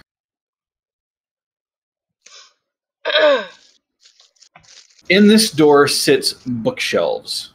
They're huge and they go from the floor all the way to the ceiling, about 15 to 20 feet high. They are expansive. They're massive bookshelves, and you see all manner of tomes and books and scrolls stacked up and everything else like that. A ladder on a rolling wheel and a track that's in the ceiling allows you to move it around, although it's hasn't been moved in a while, so it might be a little difficult, but it allows you to move it between all of the bookshelves and investigate all of the shelves, climbing up and down. How much you want to bet we're not going to be able to read any of this either? I don't want to bet. Comprehend languages. I feel like I know. Just like you shaking your head at me. I don't have comprehend languages. Son of a. All right. Do you want to look through there anyway? I've got this really convenient bag that has no bottom. Callista is going to sit in the center of the room and cast Detect Magic. Ritual casting? Okay. Yep. Takes you 10 minutes. However, I still need to... I'm looking around with my Detect Magic. Yep, because it's still going. Yep. How long does that last? 10 minutes. Does ritual casting count for Wild Magic Surge? Because I will say technically expend a spell slot, but it says any first level spells, so I just want to be sure. No, you didn't spend a spell slot to cast it. That's the thing behind ritual casting. So by doing it ritualistically, you have more control over the magical weave, and therefore it's a lot more control. Okay. So I'm going to say for the ritual castings, you don't have.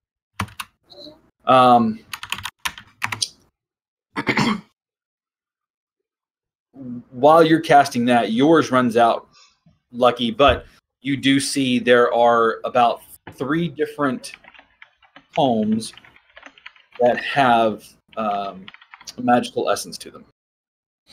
Hey, zip. In the bag. Hey, zip. Zip. Are you going to look at any of them? Yeah, I'll take a brief look at the covers. Excellent. And I'll judge the books by their covers. Okay, good choice. Good thing to do in this case. One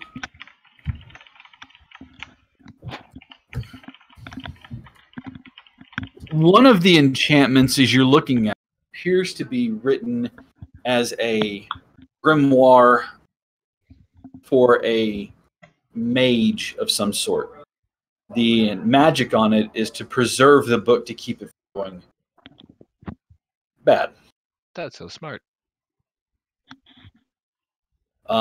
There are a handful of spells in this.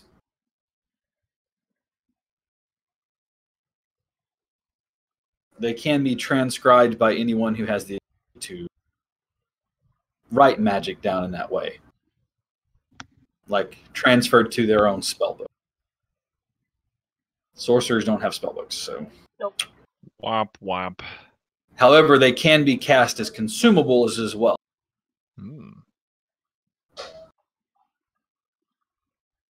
In the spellbook, you find the spell for reading the arcane language that it's written in.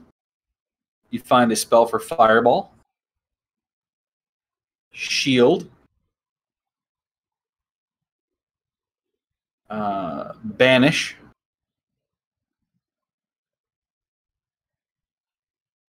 Magic Missile.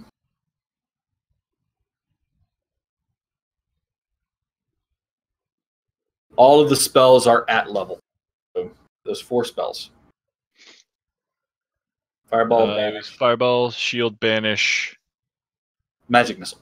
Magic Missile. Magic Missile. There's plenty of darkness around here for you to. I don't get the joke. Explain it in great detail. Good deal. The other 2 are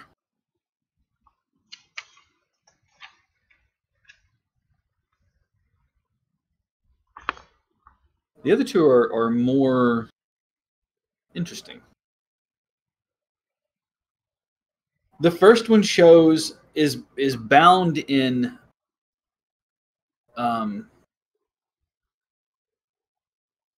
gold. Thin sheets of, as you look at it, you can see that it's like a gold, like a gilding. It's like gold foil over the book. But it shows in it several stones that are inset. The picture of a very stately man with a large beard, a crown on his head, turned profile, is on the cover of the book. You would like to read through it? Yeah. Opening it up and kind of flipping through, you can see that it is parables about being a better leader, or about gaining influence with individuals through presence of self. Not subterfuge, but actually like being a better person and a better leader. Things like that. Oh boy. I think I should read this book. It's about, being an honest person. Even though I have this dagger, which is making me be honest, this book is about being an honest person, like without something forcing you to be honest and getting people to do things you want them to do.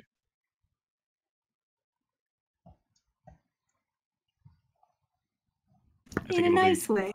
Yeah, I think it'll be a good read for me. You guys can, what's it called? Just like, what does the cover say? Is it book? How to win friends and influence people. Book of Good Friends. I'll put it in the loot as Book of Good Friends. The other one, when you look at this leather-bound tome, it fills you with dread. Ooh. This one doesn't look nearly as friendly as the last it's one. It's thick leather, and it's slightly sticky. Not like your fingers don't, but it has this kind of a texture to it. Leather in the sun. Sticky. Mm. Which is weird, considering the fact that there's no sun. You can see the cover of it, and this is what disturbs you most, is there is a tongue pinned to the front of the book. That is just ghastly. Tongue book. How do you spell tongue? It's a long tongue, and it's split. Tongue. Tongue. Yeah. Just holding this book fills you with this just abominable feeling. Just this. What? The first few pages of it are gibberish. You have no idea what they say. I'm editing this to gross tongue book. I have the party loot like in the, anyone should be able to access it, I think, right? Yeah. Okay. So in the handouts sheet under party loot, I've been editing that and throwing in stuff we've been getting. In case you guys weren't aware. Okie dokie. All right. You have those 2 books. Yeah, I'll throw them all in my bag. I'm sorry, 3 books. You have the grimoire, the spell book. You have the book of Win Friends and Influence People by Dale Carnegie. Here, you're a wizard, Callista. Take this book. It's got spells in it. Are you holding up the grimoire to me, or the one with the tongue? Oh no, I'm holding the grimoire to you. I have the dagger. I can't lie. One, not a wizard. I'm a sorceress. But you can cast from the spells. But I can cast from the spellbook. So thank you. Or we could sell it to a wizard.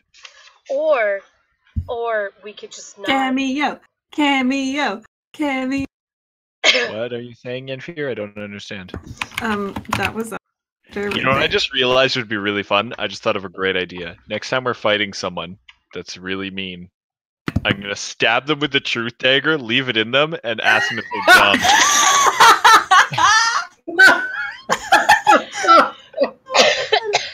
That's the best. Where's your leader? Oh, he's actually just stepped out for in about 20 minutes if you wait around. Why am I telling you all of this? Also, I think I've shot myself. Just stab a knife in them. Do you have a knife in you? Yes! Oh, it's working! Good, What's now that we have It's me! now that we have established that baseline, we have a few more questions.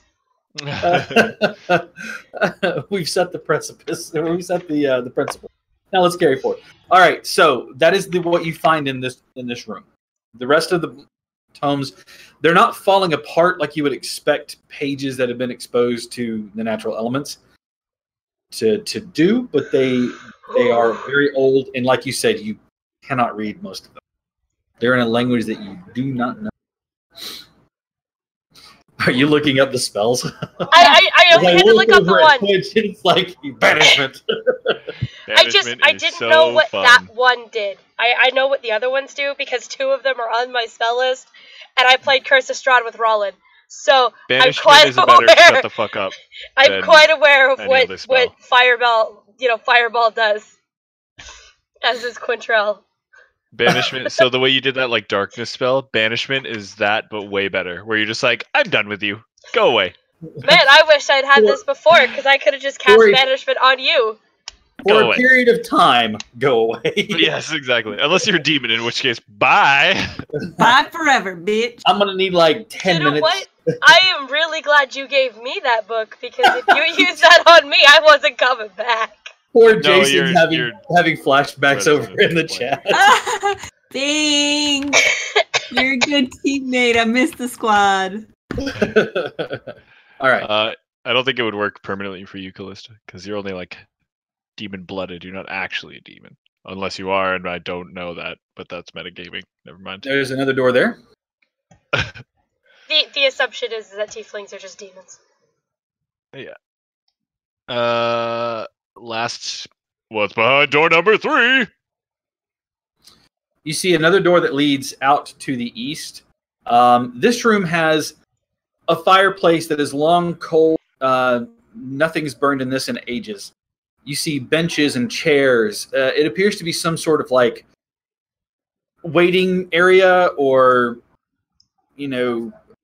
where they bring delegates in. This is where they would wait to see the king in the throne room before being brought out. Your assumption is that the door that leads east leads back out into the hall. And checking, it indeed does. Your detect magic is still going. Yep. Not unlucky, but on Callista. Is there anything? Underneath the bench on the southwest wall, mm-hmm. You see a small ring. I'm gonna go pick it up. Laying there, just against the leg of the of it. It glows with enchantment magic. I'm gonna pick it up. Okay. You pick it up and kind of look it over.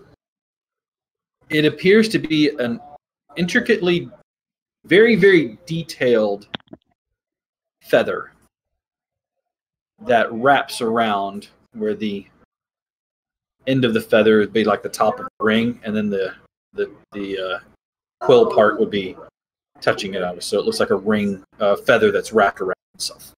And it's beautifully done, intricately. Is this a ring of featherfall? It is, indeed. The Ring of Featherfall. Nice. I'm assuming requires attunement. Let me double check. I believe so. I'm pretty sure it does. I think most magical rings Like require attunement. most rings require attunement. I think the only things that don't require attunement mostly these days are like +1, like standard enchantment rings. Wing of Featherfall. Yep, requires attunement. Okay. Door leads east, or you can go back down toward the staircase. Oh, and there's also one other like area that you haven't checked over there. Gillett, while you guys are looking around to figure out what's over here, he steps into the room. There's a small, squat bench with a hole cut into it. It's a pooping place. He goes and just walks right back out, closing the door. There might be something in there. I'm not checking. Callista's going to head for the staircase that they had found before. Okay. Spiral or the ones that are in the south? Spiral. Okay. Everybody following suit? Yep. Okay, go ahead and move everybody over to the spiral staircase so that you're all together. Perfect. Because I'm going to be lazy once more and just copy and paste. Inferior, get your ass in here. I didn't mean to move you, but that's okay. All right. What a bunch of beauties you are. Copy.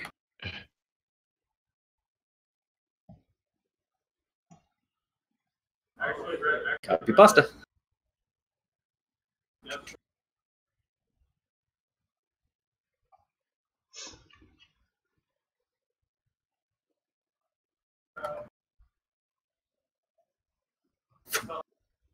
And players move.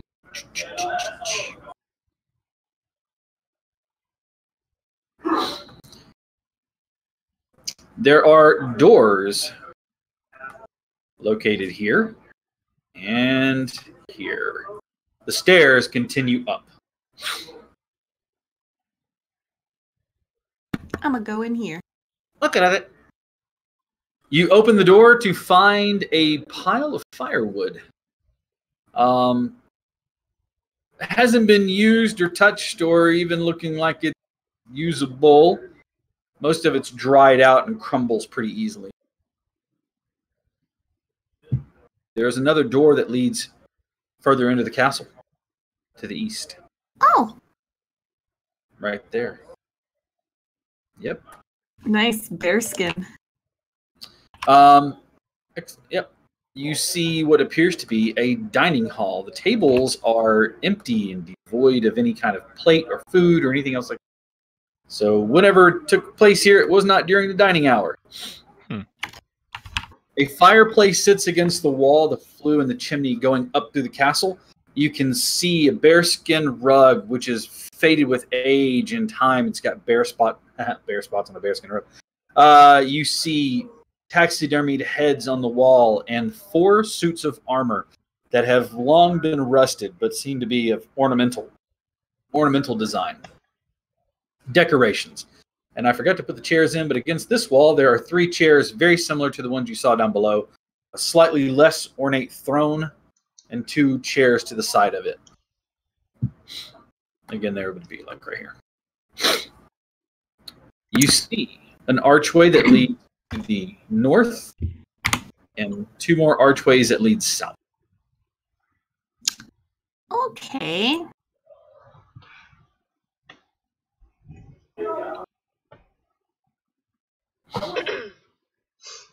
With my detect magic going still, is there anything going off? Yeah, as a matter of fact, it's just at the last edges of that time. As you look around, you notice that the suits of armor glow with magical ability. I fucking knew it. Oh.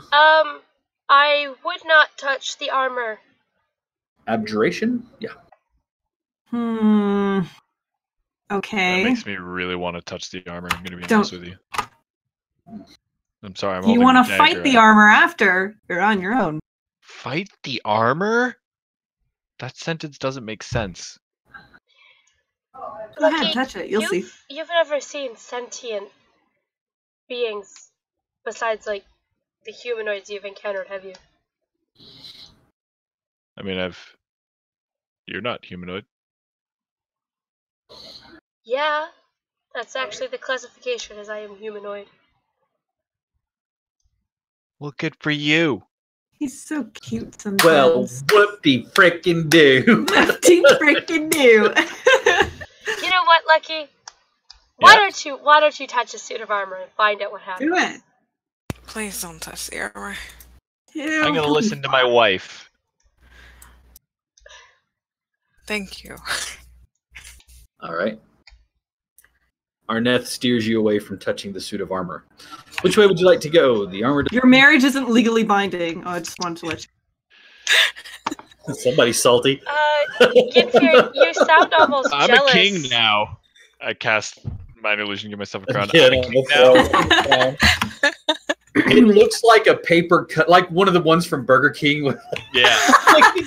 No, it's like those ones you get in the like firecracker things, where it's just like through that thin, like that thin paper thing where you open them up and put on your head. The tissue crown. Oh my god, yes. I'm a king now. I now pronounce me husband and wife. King and king. King and husband. I'm gonna just yourself. Find out with a response. You said I could be king, so which way would you like to go? You're welcome. What are the options? There's an archway to the north and 2 archways to the south. This is just a window, Cap, down here? Yep, that's correct. I will be going through this one here. Okay, you see a door that leads into a room to the east, and then a staircase that goes up. Awesome. I'm gonna go through the door. All right. This room, although it has nothing on there, is actually a bedroom. A simple bed chamber. You see a bed, an armoire, and a vanity. Wow, huge bed. A vanity with a chair sitting at it. The armoire sits slightly open. The drawers and the like cabinets that make it up stand slightly open there.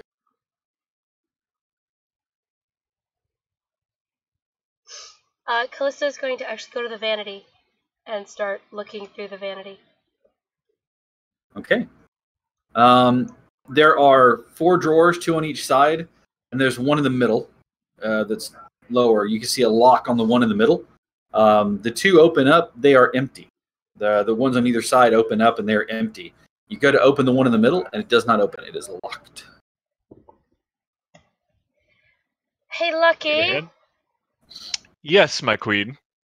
Please don't call me that. Any chance that you can pick this lock? Oh, now you need help from me. How convenient. Okay, one, I've never said I didn't need help from you. Keep talking about leaving me behind and sending me away and going on without me, but what would you do without me? You'd all die. And I'm going to go over and pick the lock. Okay. I'm 90% sure I wouldn't have a useless magic item if we'd left you behind. Blah, blah, blah, blah. Click, click, done. All right. Get on my level. Yeah, yeah, you are. A sleight of hand, though. You're not sleight of hand. No, dexterity check. Do you have? I do. Tools? Okay, there you go.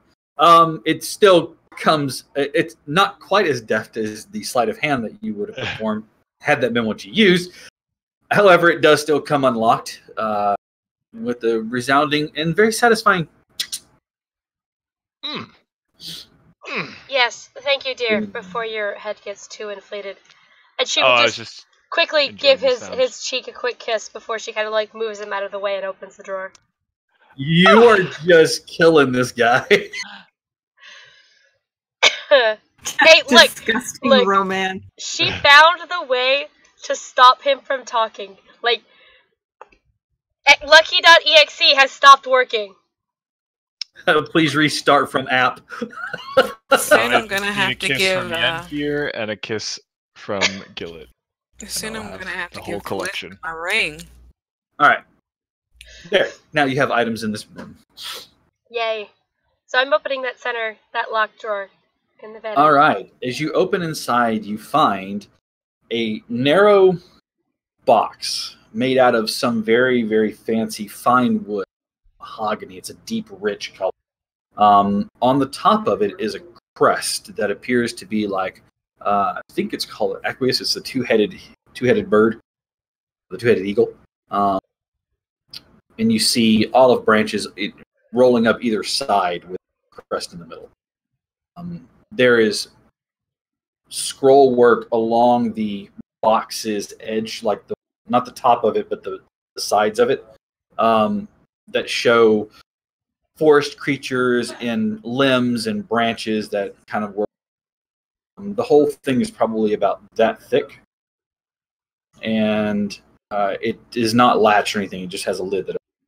She's gonna open the lid. Inside, you find what appears to be jewelry, necklace, rings. You also find a very fine hair, like comb and brush.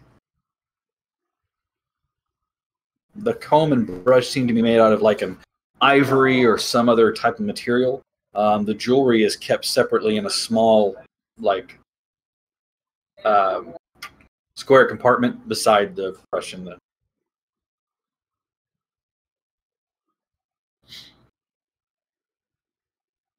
None of it seems to be. Your detect magic is faded, so. Yeah. She's going to close it and just slide it into her bag. Okay.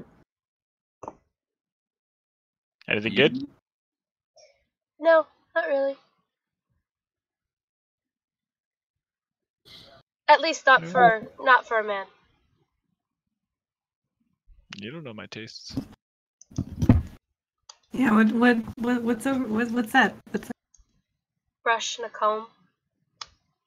And some cheap glass jewelry. Shut up, Cap. Okay.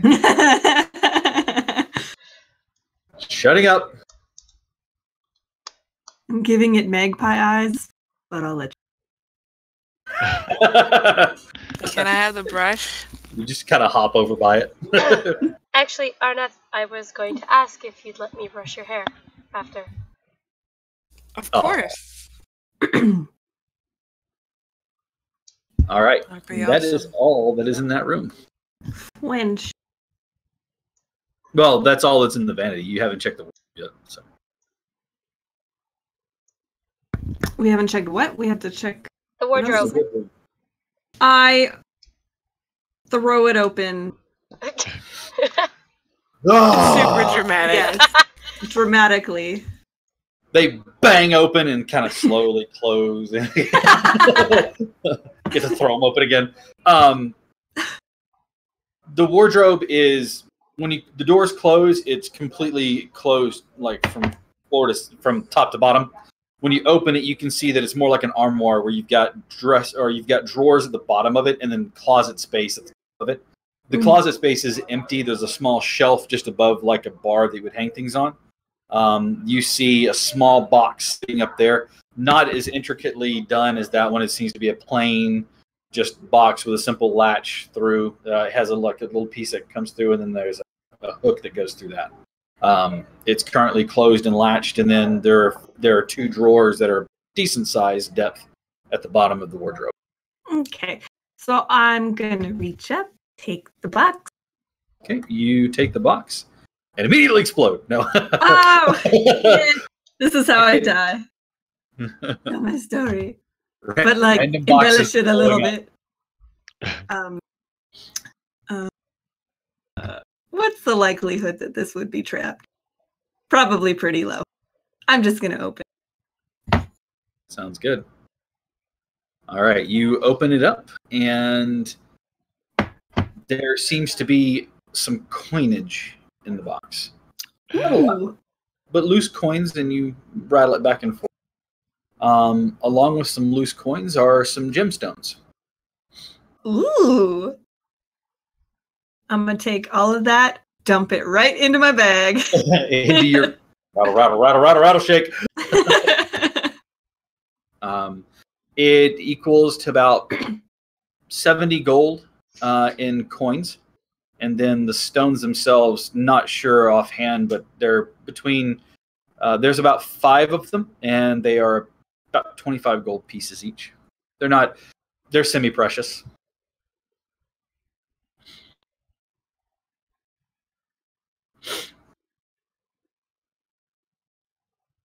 I'm going to look through the first drawer then. Okay.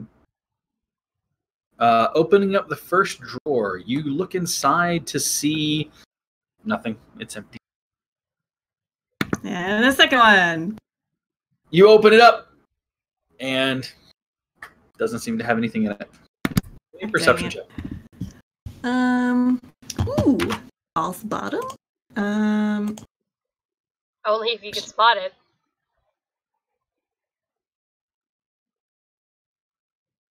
Well, yeah. Ooh. You open it, and as you slide it open, you hear a slight, and you realize that the base of it moved a little bit and shifted. You reach down and kind of hook your hand into the edge of the bottom of it and pull back, and yeah, sure enough, there is a bottom inside of there. Wrapped, you find a small bundle wrapped in leather. Spoopy. It's a baby. God, Congratulations, you're a father. Baby. It'd be a very dead baby. This is the happiest moment of my life. Until you realize it's this mummified baby. No, it's a square package, you psychos. It's a dead baby that's been compacted into a square. Too many Good Netflix Lord. movies. Okay. Compose yourself, Jack. You're okay. Undead baby is the worst baby. Guys, took lunch. Gross. Oh. So, yeah, I'm gonna take a look. Okay, you undo it, and you can see that the leather was just to keep the contents protected. Mm-hmm. It's a beautiful cloak. As you unfurl it, you see the cloak is a deep green color. As you pull the hood, you can see that there's silver threading along the edge of the hood, which has a different color, like it has a hem, like an edging around, and you can see silver threading running through there in the shape of small branches and leaves. The whole pattern of it, as you watch, it cascades from that beautiful green all the way down to autumnal colors, ending at browns at the hem. The edges of it look like leaves. Ooh. And as you shake it out, that normal that you would hear is almost imperceptible. Aesthetic. Mine now. It's beautiful. It really is beautiful. You really are a magpie. Oh. Are you telling me that you're not going to be a colorful disaster anymore? Okay. No, absolutely. Yes, but now it's going to be hidden, and I can reveal it as needed. As needed. Oh, I understand. You know, I don't want to surprise and startle the commoners. Sounds lame. Take it off. You just want to see him naked. I'm not gonna say no. The hood. You notice as you are you going to don it? Are you going to put it on? Yeah. Okay. The hood falls, and as you pull the hood up, you realize that it's deep. It's a deep set hood, and that your face is covered in shadow. The color is almost scintillate. I don't know what that means. They shimmer. Thank you. I'm sorry. You said scintillate, and that's a really great word, but I was like, I don't fucking know what that means. Bitch, is Google new to you? Bitch, I'm the streamer! Seriously, Google shit you don't understand. Jack, I'm the streamer. I can't just Google shit all willy-nilly. I'd do it. Do it for the vibe. Maybe we could give that to Callista when we go back in town. That'd be handy. I mean, good idea. I'll just hold on to it for now. Yeah. Okay. I'm not gonna get that cloak when we go back to town. I can already tell. You will get the cloak. I can let me Google that for you.com. It's actually like flashes and sparks, but the way that I'm not doing that on stream. I need to double check this real quick, but I believe that requires attunement as well. I'm like 100% sure. Yep, requires attunement. So, but it's a really lovely green to autumnal color cascading down. All right, and that is what you find in that room.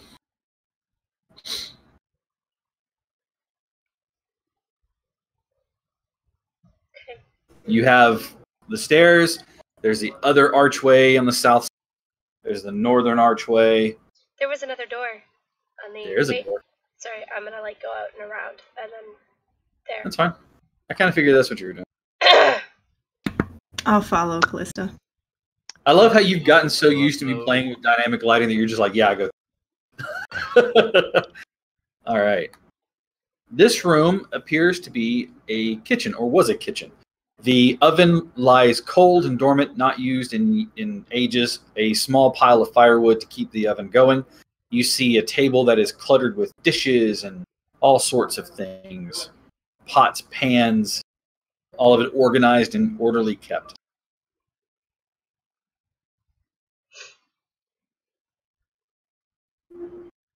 And that is what you see in this room. Okay. Give me 10 minutes and I'm going to cast Detect Magic. Okay. You concentrate for 10 minutes and Detect Magic is up. You look around this room carefully. There's nothing. Is the Although, cloak, why doesn't anyone ever think to like enchant forks and knives and spoons? right? Genius. Is spoon of constant cloak? Spoon of constant pudding. It'll be. You always take a bite from the all over spoon, again. and it's pudding, and then you can take a bite from the spoon again, and it's more pudding, and bite from the spoon, it's more pudding. It can be whatever type of pudding you want: banana pudding, chocolate pudding, figgy pudding. Oh, yum! But it's just always pudding.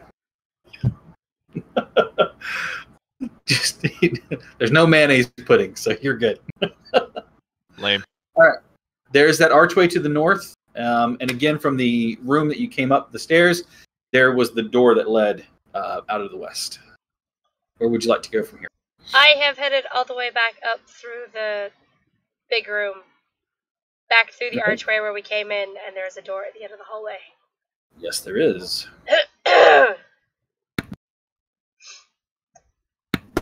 I was muted.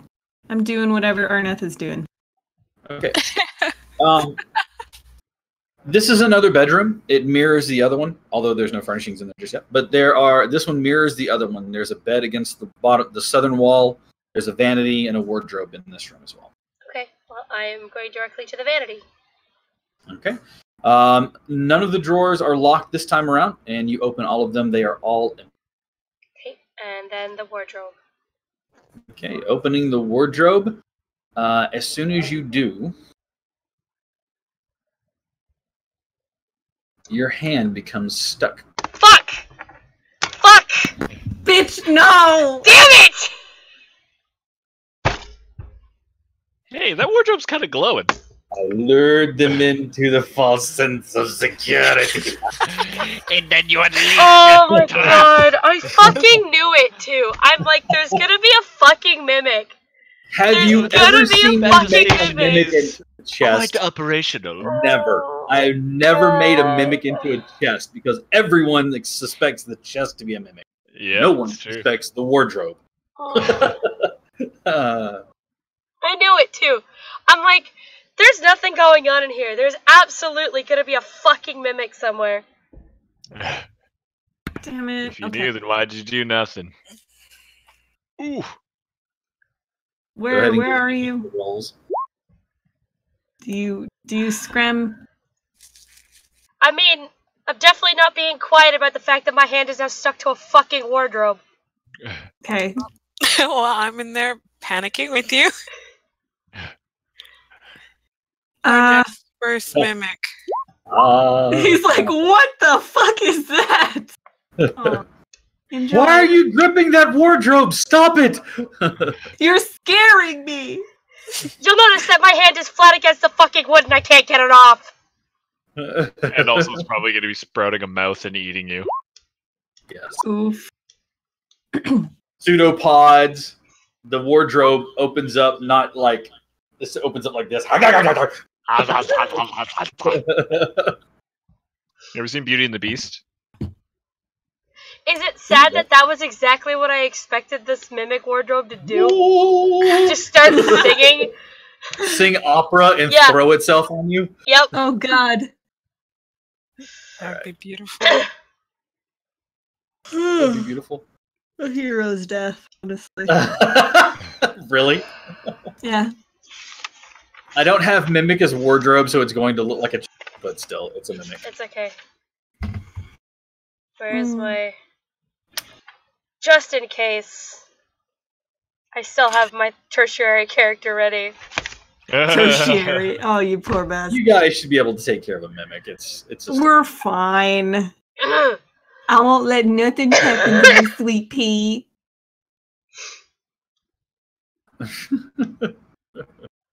Fucking knew there was gonna be a mimic too, and I didn't think, and I was just like, no, it'll be fine. Everything's gonna be fine. It's not gonna be this wardrobe. But you know it is. Fuck me. There are no chests. It won't be a mimic. There are no chests anywhere. Why do I always have the shittiest rolls lately? It's like for the past Your cleanup batter. 2. All right. Your hand is stuck. Yeah, it is. He has advantage on the attack. You. Rude. Surprise! Fuck. An 11. You're shielding against an 11. Pseudopod shoots out like an odd arm out of the side of the wardrobe, punch you, and hits a magical barrier. Ryan, I don't have armor. True. As a sorceress, I don't have armor proficiency, so my AC is literally 10. Oof. All right. So yes, I'm going to use shield for a fucking 11. You don't have any dexterity? No! Wow, My dexterity's a 10. We gotta get you good, honestly.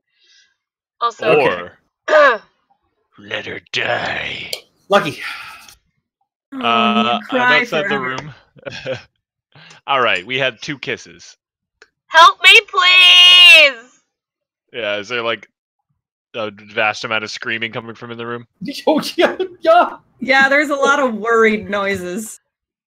I like stroll in and be like, haha! Oh, it's horrible! Oh! What is that? I just start stabbing it with the truth dagger. Die! Kill it! Kill it with fire! It's so hideous! Kill it with a real weapon, Lucky. If it Fuck's had sake. an eye stalk to look at you, it would, and it just kind of. Oh no! I'm in pure reaction mode, and I had the dagger in hand, so I'm using the dagger in hand. Oh, That's God. fantastic. I think he's a liability. I love everything about this. Keep going. I mean, as much of a liability as I am, considering the fact that one of my hands is stuck to a fucking mimic. I mean, I almost died in the arm forest. And then fireball the inside of it. Multiple times, actually. Oh my god, I could do that too because I've got the grimoire. Brutal. Let's see here. Make sure I'm doing this right. All right. Pow. Wow. Yeah. That'll friggin' hit it. Pow. Doink! Do you want to add your dex? Are you not proficient with simple weapons? You are. I am. Do you want to add your dexterity to that, my dude? Yeah, I have it checkmarked. I don't know why I did that. But do you have it on your damage too? I had it accidentally on something else. So I'm gonna click it again. This is just to add propensity or add dexterity to that. So, burn. That's the actual damage. Worst roll, but I add my dexterity to it, and I cannot attack again. All right, you stab the dagger into the side of it.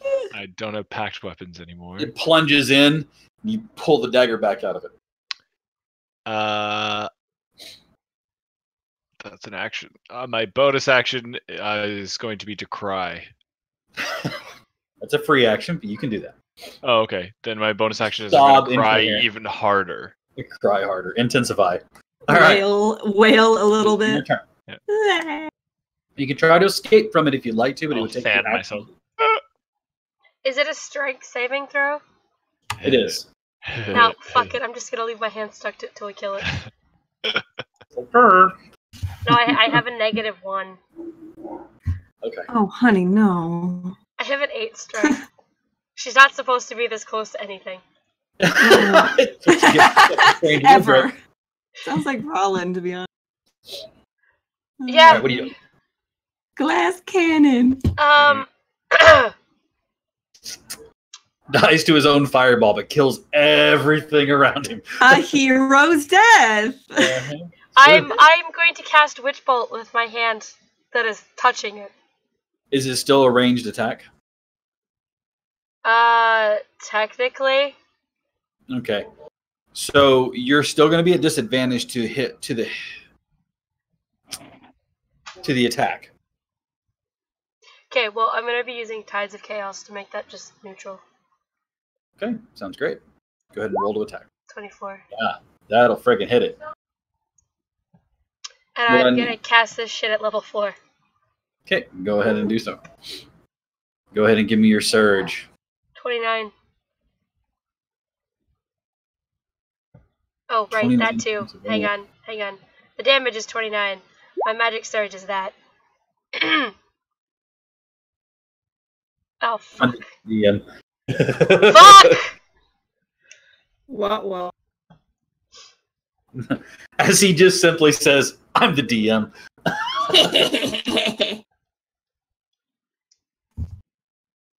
Wild Mage is so much fun. That's pretty much all I ever play.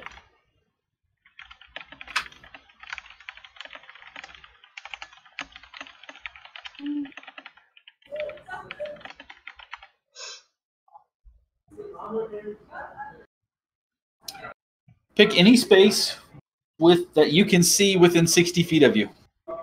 Your choice. Any space in that room that you can see. Okay. I'm nervous. I'm going to pick the space that the mimic is occupying. Okay, let me do this. As you finish casting the spell, tapping into the weave, removing the threads of magic to your own making, the side effect is that you feel yourself becoming ethereal and being tugged somewhere. Oh, then I'm going the fuck back here. Okay. I'm going right the fuck back here. As you're holding the mimics, you're adhered to it. All of a sudden, there's a and you reappear across the room. Small petals fall around you as you reappear. Like I face stepped. Ah!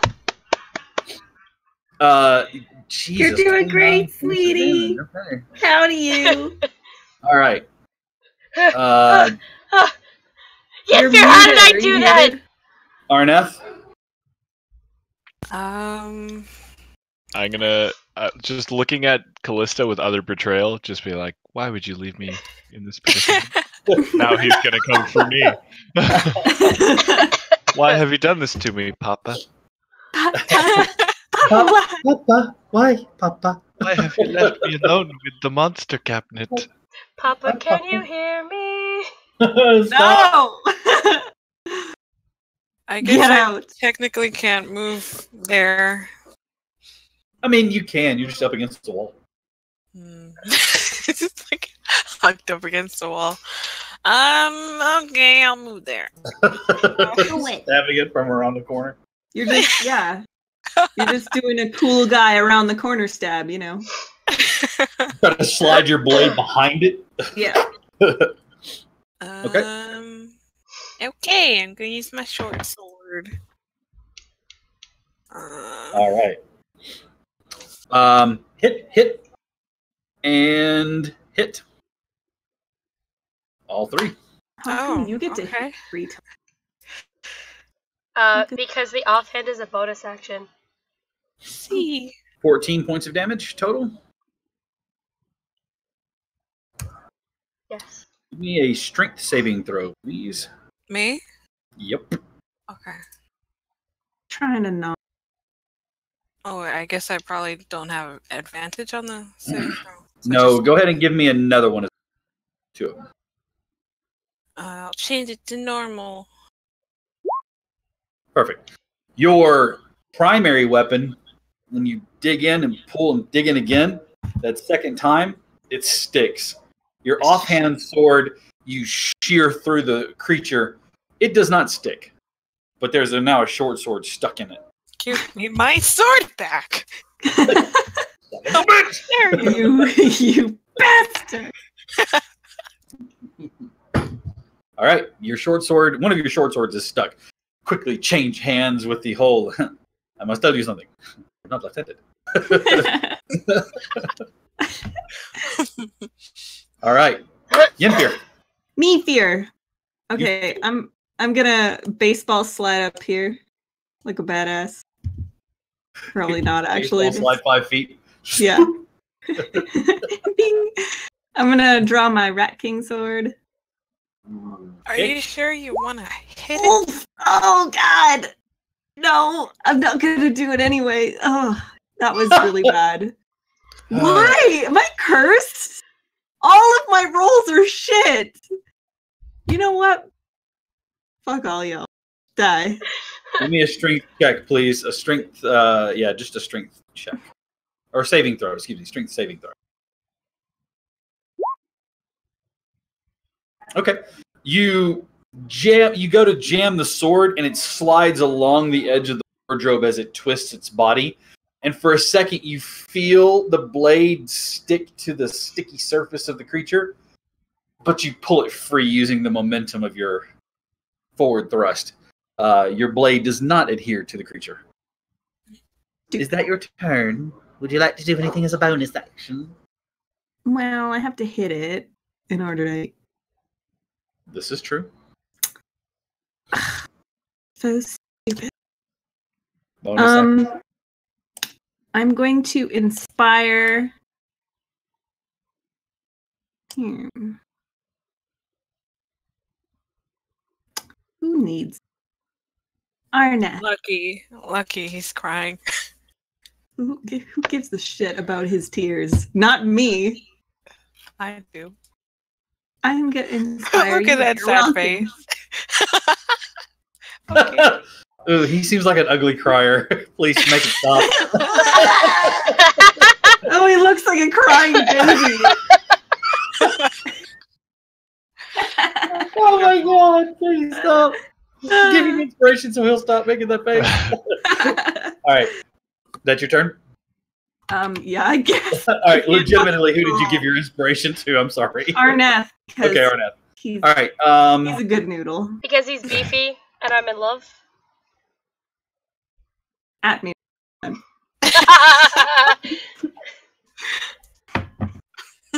I mean, I was adding you, but okay. Pseudopod. That is Arneth. 20 to hit you. Yeah. Okay. Feels bad, man. Feels bad, man. Oh, you gotta destroy him with your inspiration. I need you to give me a strength saving, please. Well, I'll let you use strength or athletics or acrobatics, whichever one you have. Not a saving throw, but acrobatics or athletics, whichever one you'd like. Okay. It strikes you, and you feel the sticky surface of the creature like try to adhere to you, but you're able to like push off of it, and the pseudopod withdraws. So you're not stuck to it, but you do take 5 points of damage as it hits you with this gigantic, shapeless, wardrobe body of it. All right. Crying artificer, man. Lucky. So if I wield that dagger in my offhand, how does it work? If I attack, it's totally normal. What are you using in your main hand? I would just draw the luck blade. I'm just wondering, I don't add my dex to the damage? That is correct. And that's the only thing that happens. That is correct. So set up the luck blade truth dagger, and I'm probably going to rock that a few times. So I'm programming it in. So that's the first attack. I pull out the luck blade. Ah! You have advantage. Oh. I'll roll again just to see if I get a crit. No. Oh, but a much better hit. But so now your offhand gets advantage as well. Ooh. Fancy. Oops. That hits. Go ahead and give me damage on both. Ah! Oh, I didn't. Oh, wait, no, it doesn't. Oh, 7 and 8. Yep, sorry. Total of 8. Got it. I need you to give me 2 strength saving throws, please. My favorite.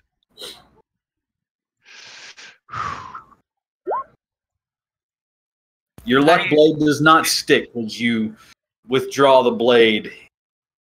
It's called that for a reason.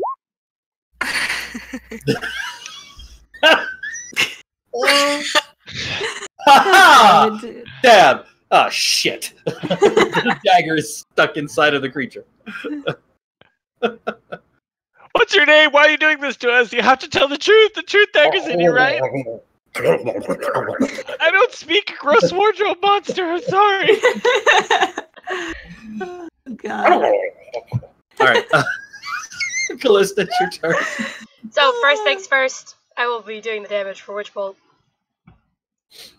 Now, out of curiosity, if I'm maintaining the concentration of the damage, does it stay at the level that I cast it at originally? Cool. Had 31 damage from Witchbolt. So it just electrifies the shit out of it. And then, because that's a bonus action to just pulse that thing. Yeah, I'm just checking because like I gotta make sure that like what I'm casting doesn't require concentration because Witchbolt requires concentration. Then I'm going to cast Ray of Frost. Ray of Frost. Ray of Frost. Which is a ranged attack. Let's fucking do it. Is that Ray of Ross? Is that what you said? Ray of Ross. No. I am wrong. Wait. I am wrong. The additional damage is always a 1d12. The initial damage is what's gotcha. Okay. It's not 30. Per favor, s'il vous plaît. And I will cast that back down at level 1. So it's only 3. Okay. Which is disappointing because that would have been nice if I had gotten the fucking 31. I wanted to make sure because I was like, that seems like it's really stupidly powered if that's the case. Because no, so that's why 3. would you use anything else? Hit once and murder them all the ways. All right, so 3 points of damage from the lightning as it continues to pulse through the body. Yep. And the your Ray of Frost isn't going to hit. Goes wide and hits the wall. Arnith. How dare you? It has your sword. That of a bitch. I'm gonna put my sword away and use my longbow. You can keep the arrows. You can keep the arrows. I'll get them later. I guess I need to re-roll those because I didn't have advantage toggled. Do you get advantage on ranged attacks? He has Even ranged when attack fighting? at close. He has the close-in sniper or the close combat with the bow. Yes. So it's almost Gotcha. like a melee attack. Okay. You can point blank. You in the The kneecaps first if you one want. hits, the second one misses.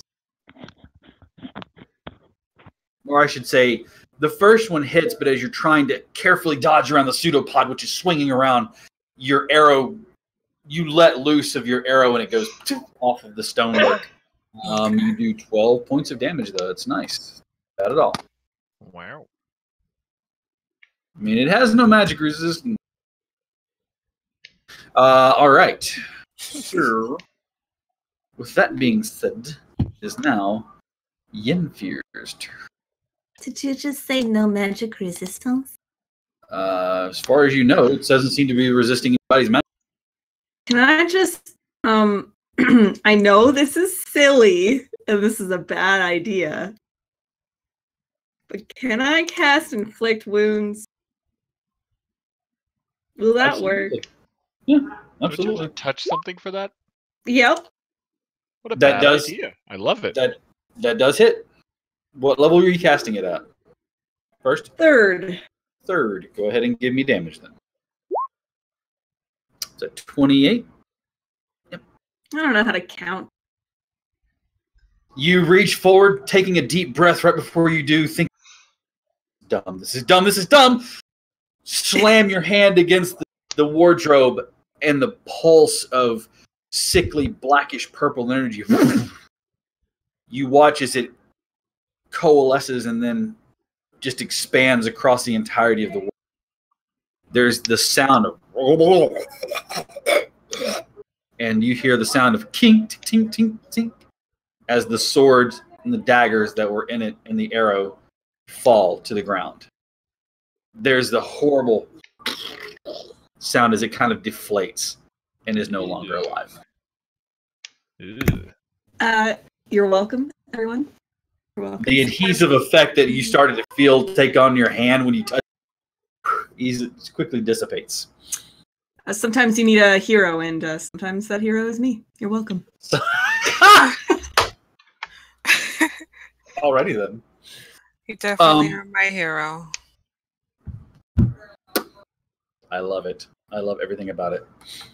The wardrobe yields some minor loot. Like literally a loot. No, Oh, cool. Minor loot. A minor. minor loot. Yes. It A can only be minor tuned to minor keys. Bing. It's just Flight of the Bumblebee just slightly off.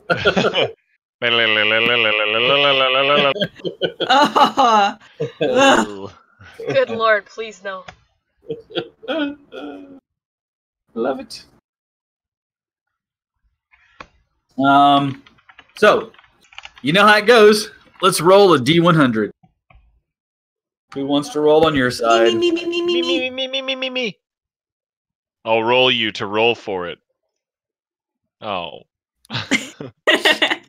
Oh. You're welcome to roll me. Your roll or mine? What do you think, team? That inflection makes me want.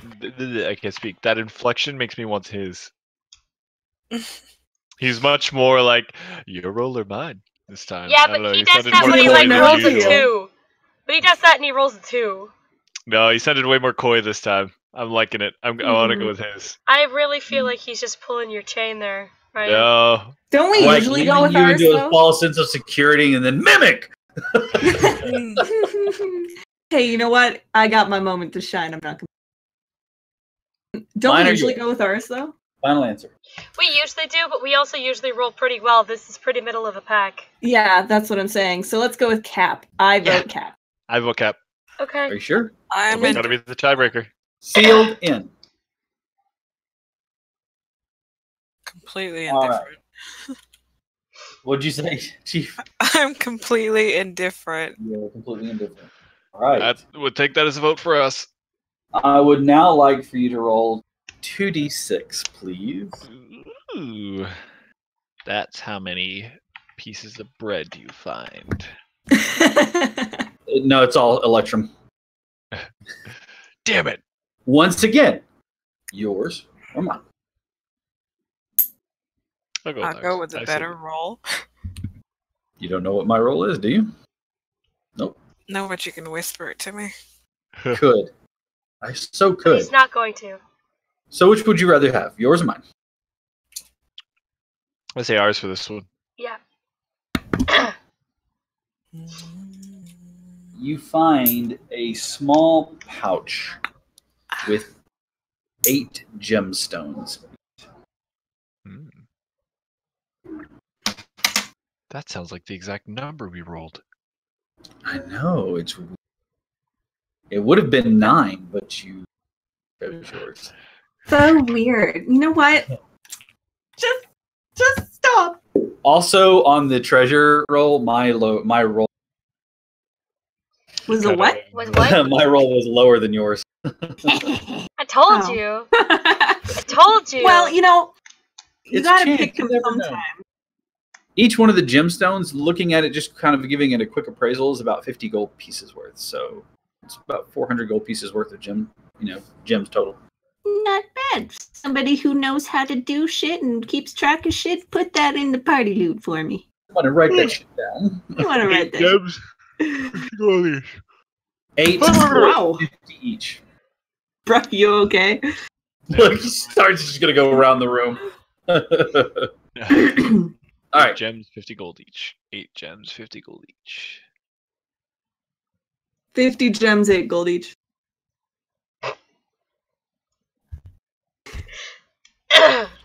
I'm going to take my short sword back from its body. Yeah, I figured that you take it. That was actually a lot easier than I thought it was going to be. That was absolutely terrifying. You're crying. No, Clutch moment was. Oh, wait, I'm holding the dagger. Yeah, I was crying. Yeah, you're right. It was the 34 points, I think it was, of electricity damage that you did on that initial shot with Witch Bolt. Yeah, that was clutch. Mm-hmm. That was pretty All awesome. right. Witch Bolt's great. It's even better when I can use Witch Bolt without being stuck to something first. Mm-hmm. That's fair. I just feel like my dumbass ideas for my spells are just really gonna be the death of me later. Embrace it. Figure out a way to make it work. Read the spell and then use it. That's how you come up with great moments like casting Featherfall on a giant bird and then using Gust of Wind to slam it into the rocks and kill it. That's reading spells and understanding how they work. Trust me. You'll become the bane of my existence. So, just a thought.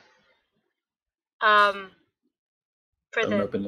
the sake and sanity of all of us, perhaps we should go back to one of the cleared out rooms and take a rest.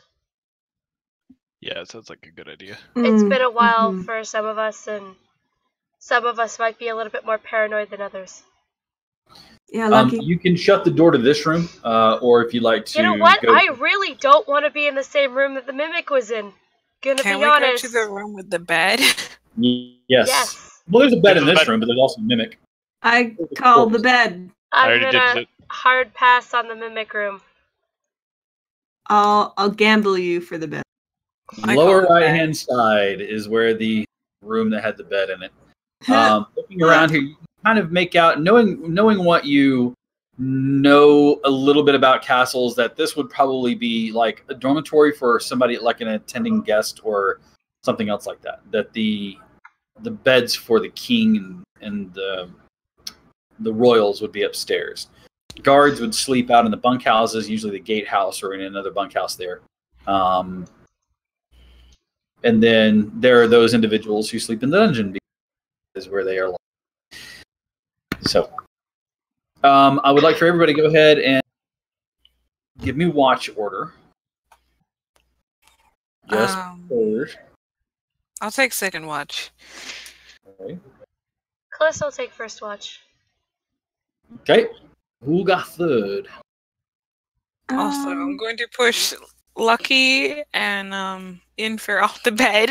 I'm gonna take off the top sheet and I'm gonna dust it off outside of the room. Okay. So you're both I'm not gonna lie back down on the bed. All right. I'm gonna elbow you out of the way, and also lie on the bed. It's a double bed. I mean, I don't know why you can't just. Because some people like to starfish. Look, Me. We're gonna share. Look, you can, Listen, I'll fit be the little 3 spoon, okay? people on a double bed.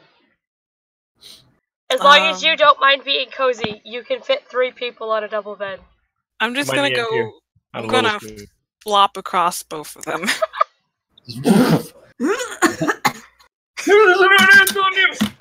I guess you're like the drawer or something. You close the door and you see that there is a bolt slide to lock it with. Oh, perfect. So you lock the door and take a rest. Is this a long rest or a short rest? Tell me, are you taking a long rest? I don't get spell slots back off a short rest. Everybody is currently level 7, if I'm not mistaken. Yes. Everybody should be level 7. Yep. I've been level 10 this whole time.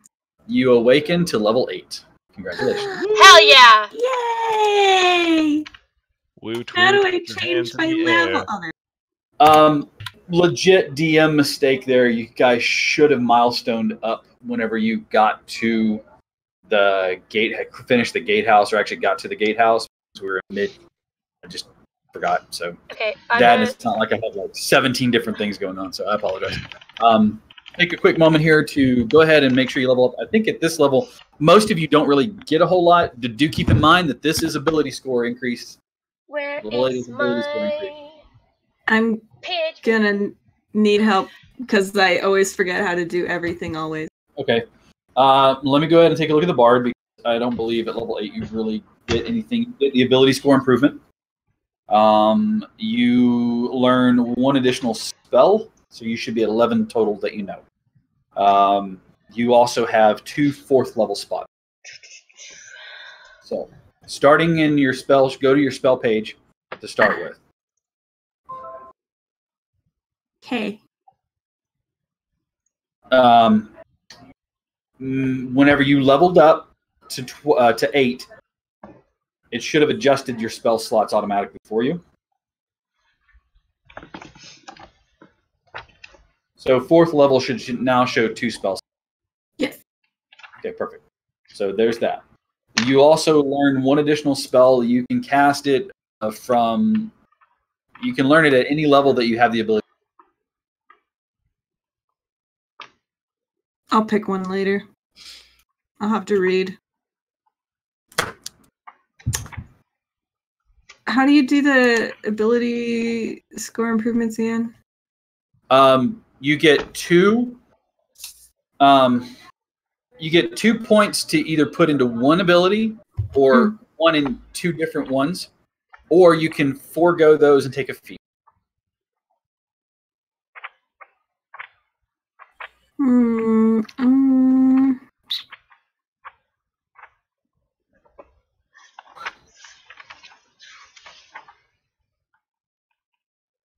going to put them both into Constitution, I think.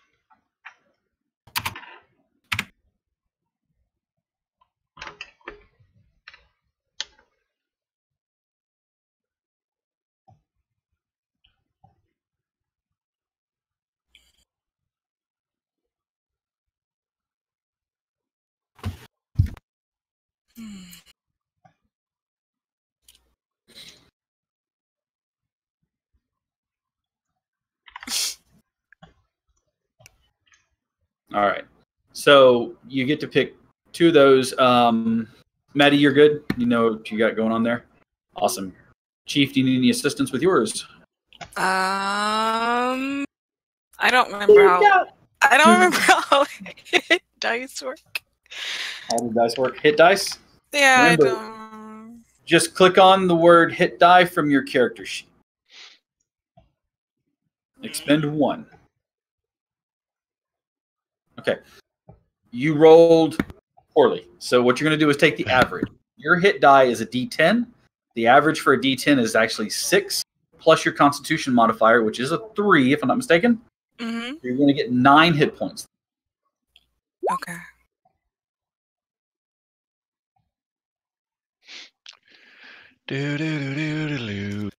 Yes. By the way, luck, Ryan. Yeah. Sweet. Jack, you would actually be at 8 hit points. You get 8 hit points, not 7. Oh, okay.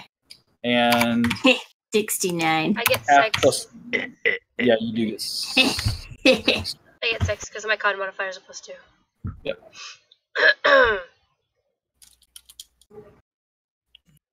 Yep.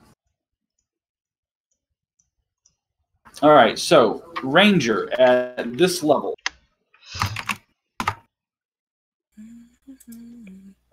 I let them use the feats if they want to. It's up to them. I really have people that, I mean, some people do take them, but most of the time just kind of, I'll take the ability score increase. At 8th level, you get your ability score improvement, and it says Land Stride, but that's not the revised Ranger. It's something different. I get Fleet of Foot. Okay.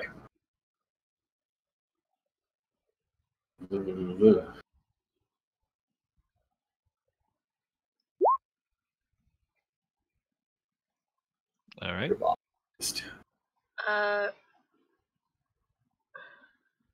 Fleet of Foot. Yep. Dash action is a bonus action on. That's awesome. Yeah. The average die would be 5 for the D8, so you would gain 6 HP. Okay.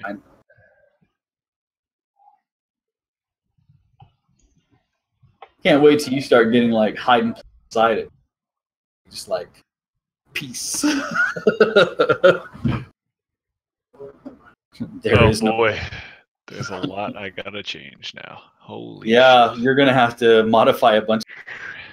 Yeah. If you want to take time to do that later, but I'm actually getting ready to wrap it. I don't want you guys to expand too much further into there. Yeah, we can continue and I'll just... As a matter of fact, you guys are taking your long rest here. We'll get with Steve and make sure he gets updated to level 8. And why don't we go ahead and take our break here? I know we're ending early, about 13 minutes or so. But it's a good chance for us to go ahead and get these guys level 8. Congratulations to them. Let's see. Next week is 29th episode, but then the week after that is our 30th episode. We'll be doing another game giveaway, so go ahead and tell people. Spread the word. You have people you can network with and be like, hey, I'm watching this show on Twitch. You guys should really check it out. Give it a watch. It's a lot of fun. They do game giveaways, and 2 episodes will be giving a game away. They have a lot of fun. They laugh. They carry on. But yeah, get people involved. Spread the word. Let them know Dire Bear is out there. We also have a game on Wednesday night, Alone in the Void. That is getting interesting as they've come across an alien life form or something. It's alien technology, anyways. As there is a giant orb that has started to speak to them and has learned quickly the name and gentle touch of the science officer named Collins. But that is Wednesday night, starting at 5 p.m. Central Time until 8 p.m. right here on Dire Bear Adventuring Company's Twitch channel. That's twitch.tv/DireBearGM. Of course, if you're watching this, you probably know that. But really, that's another fun one. It's basically me causing mass hysteria and paranoia with players and the characters. As there is a lot to unpack in each episode. For that one's a lot of fun. There's a lot more RP in that one than there is skill rolls because it's based off of Traveler. They each have a unique skill set, and that's what they use. I would really, you guys really should check that one out, especially if you like science fiction. It's based off of Traveler rules, but as I showed you a moment ago, I have... Oh shit, sorry, I thought I was muted. That's okay. I have goodies from the latest gaming kind of convention that we went to for the store there. The first one is, this is a free issue. It's called Rolled and Told, and basically it's a mini adventure. Oh shit! I got that too. That's the thing I showed you, Maddie, that I brought over. The Yeah. Thunderlock Bar Crawl. Yeah. Cool. We were looking at it. We were thinking about it. Yeah, it's a little mini adventure. It has the pre-made characters in there. It has, what to do, the rules, the XP rewards, everything. And it's just kind of a neat little That's little cute. thing. I like that. You should check it out. Yeah, it's got some great artwork in it. It sounds like a great thing to run where it's like, oh, the main DM can't make it, but we still all want to meet up. As in one of the other, like the one shots they do with like Critical Role and stuff. Yeah, exactly. It's something you can sit down with friends. Hey, we don't generally play RPs, but here we thought we'd play this. My friends in Florida, we used to do a booze and board. There was a speakeasy or a geekeasy is really what it was called, at the comic stores, awesome. and it had video games and board games and things like that. You could sit down, and they also served alcohol. So we would sit down, drink, and play games, and this is perfect for that because it's a quick adventure. It doesn't take a whole lot of time to play, and it's just kind of a one and done. But that's called Rolled and Told. Look it up. It's from Quillian Lionforge. On the back here says that every month you get 2 ready-to-play fun adventures, anywhere between 6 to 12 hours of play, fully illustrated maps, 64 pages packed with beautiful illustrations, comics with each full adventure, articles offering tips and tricks for budding game masters. So pick it up. It's really neat. I looked at it. One of the other things that we picked up is Dungeon Crawl Classics. Now this is, it has a rule set of its own, but Dungeon Crawl Classics DCC is actually doing a crossover with 5th edition. So we will actually see Dungeon Crawl Classics that work with D&D 5e. And these will be at your gaming store as well. It's $5, but this is like packed full of adventures and rules and everything else. So it's got a pretty good amount of stuff in it. And that is Dungeon Crawl Classics. I'm going to talk about this other RPG, but then I want to talk time and Gaming Paper is the name of the company, and it's called the Grid Hex, and it's basically 4 8x11 double-sided dry erase tiles. It has hex on one side, squares on the other side. It's interlocking. You can see it's got like the notch here and this piece there. And it basically makes a big tile that you can set down and erase and add more to them. Gaming Paper is really good quality stuff. I like their kit that they put out. Pick these up. They're not that expensive. And they're just fantastic because it's a lot easier than moving a giant Chessex map around. You can pre-draw your maps dungeon that you've planned out, and then you can interlock them as you lay down and reveal the dungeon by laying down the tiles and interlocking them. And then last but not least, and this one I'm most excited about, The Expanse is a television show from Sci-Fi. A really great show. From everything that I've seen, it's a fantastic show. A lot of rave reviews on it. And this is The Expanse role-playing game based off of a television show. It's from Green Ronin Publishing. If you're not familiar with Green Ronin Publishing, if I'm not mistaken, that's the guys that published the Critical Role, the source guide that Matt worked on. Green Ronin Publishing. They have really great stuff. I've looked over this while I was waiting for some downtime, and it's fantastic. I'm really excited about this, and like I said, I may be updating our Traveler to use this because of the fact that it's just neat. But yeah, this is The Expanse role-playing game. Look for more of this to come to your local gaming store. And the last thing that I want to talk about quick is something else they picked up, but I already had because I backed this on the Kickstarter. You guys see me using 2 Minute Tabletop. That's who designed the map pieces.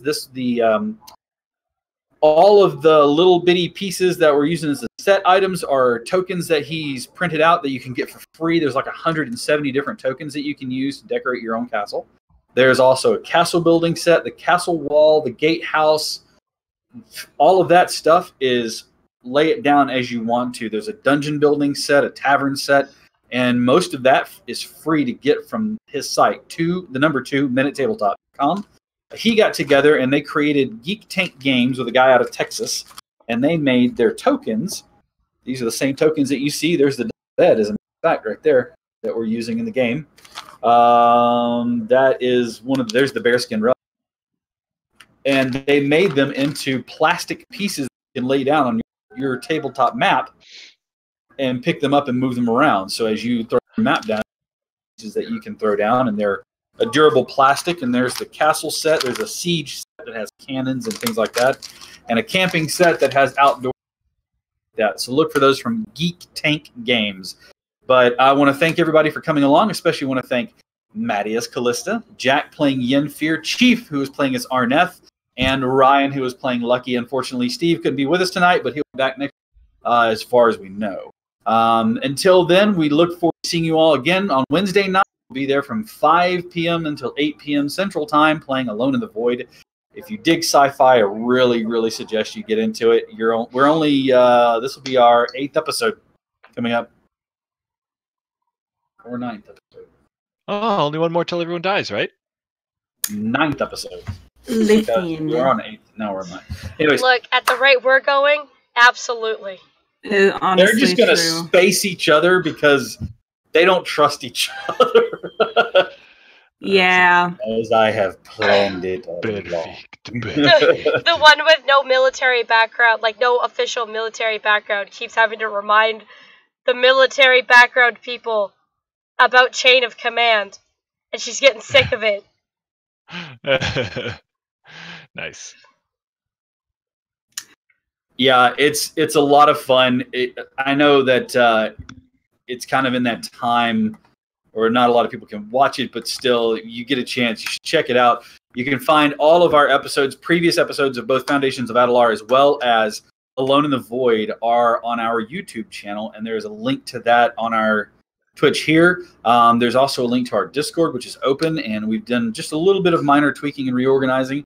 But join in the fun. We have a lot of fun posted there from our very talented Chief and our very talented Jack, as well as our talented Alice and Zone as well. Who unfortunately isn't in the game. We'll get there. Might have to fix that. Not in a game that we broadcasting. Yes. But yeah, guys, come in, join the fun, and have a great time with us. But yeah, until either Wednesday or Monday, take care of yourselves. Thank you all for joining in with us. Great one. Bye now.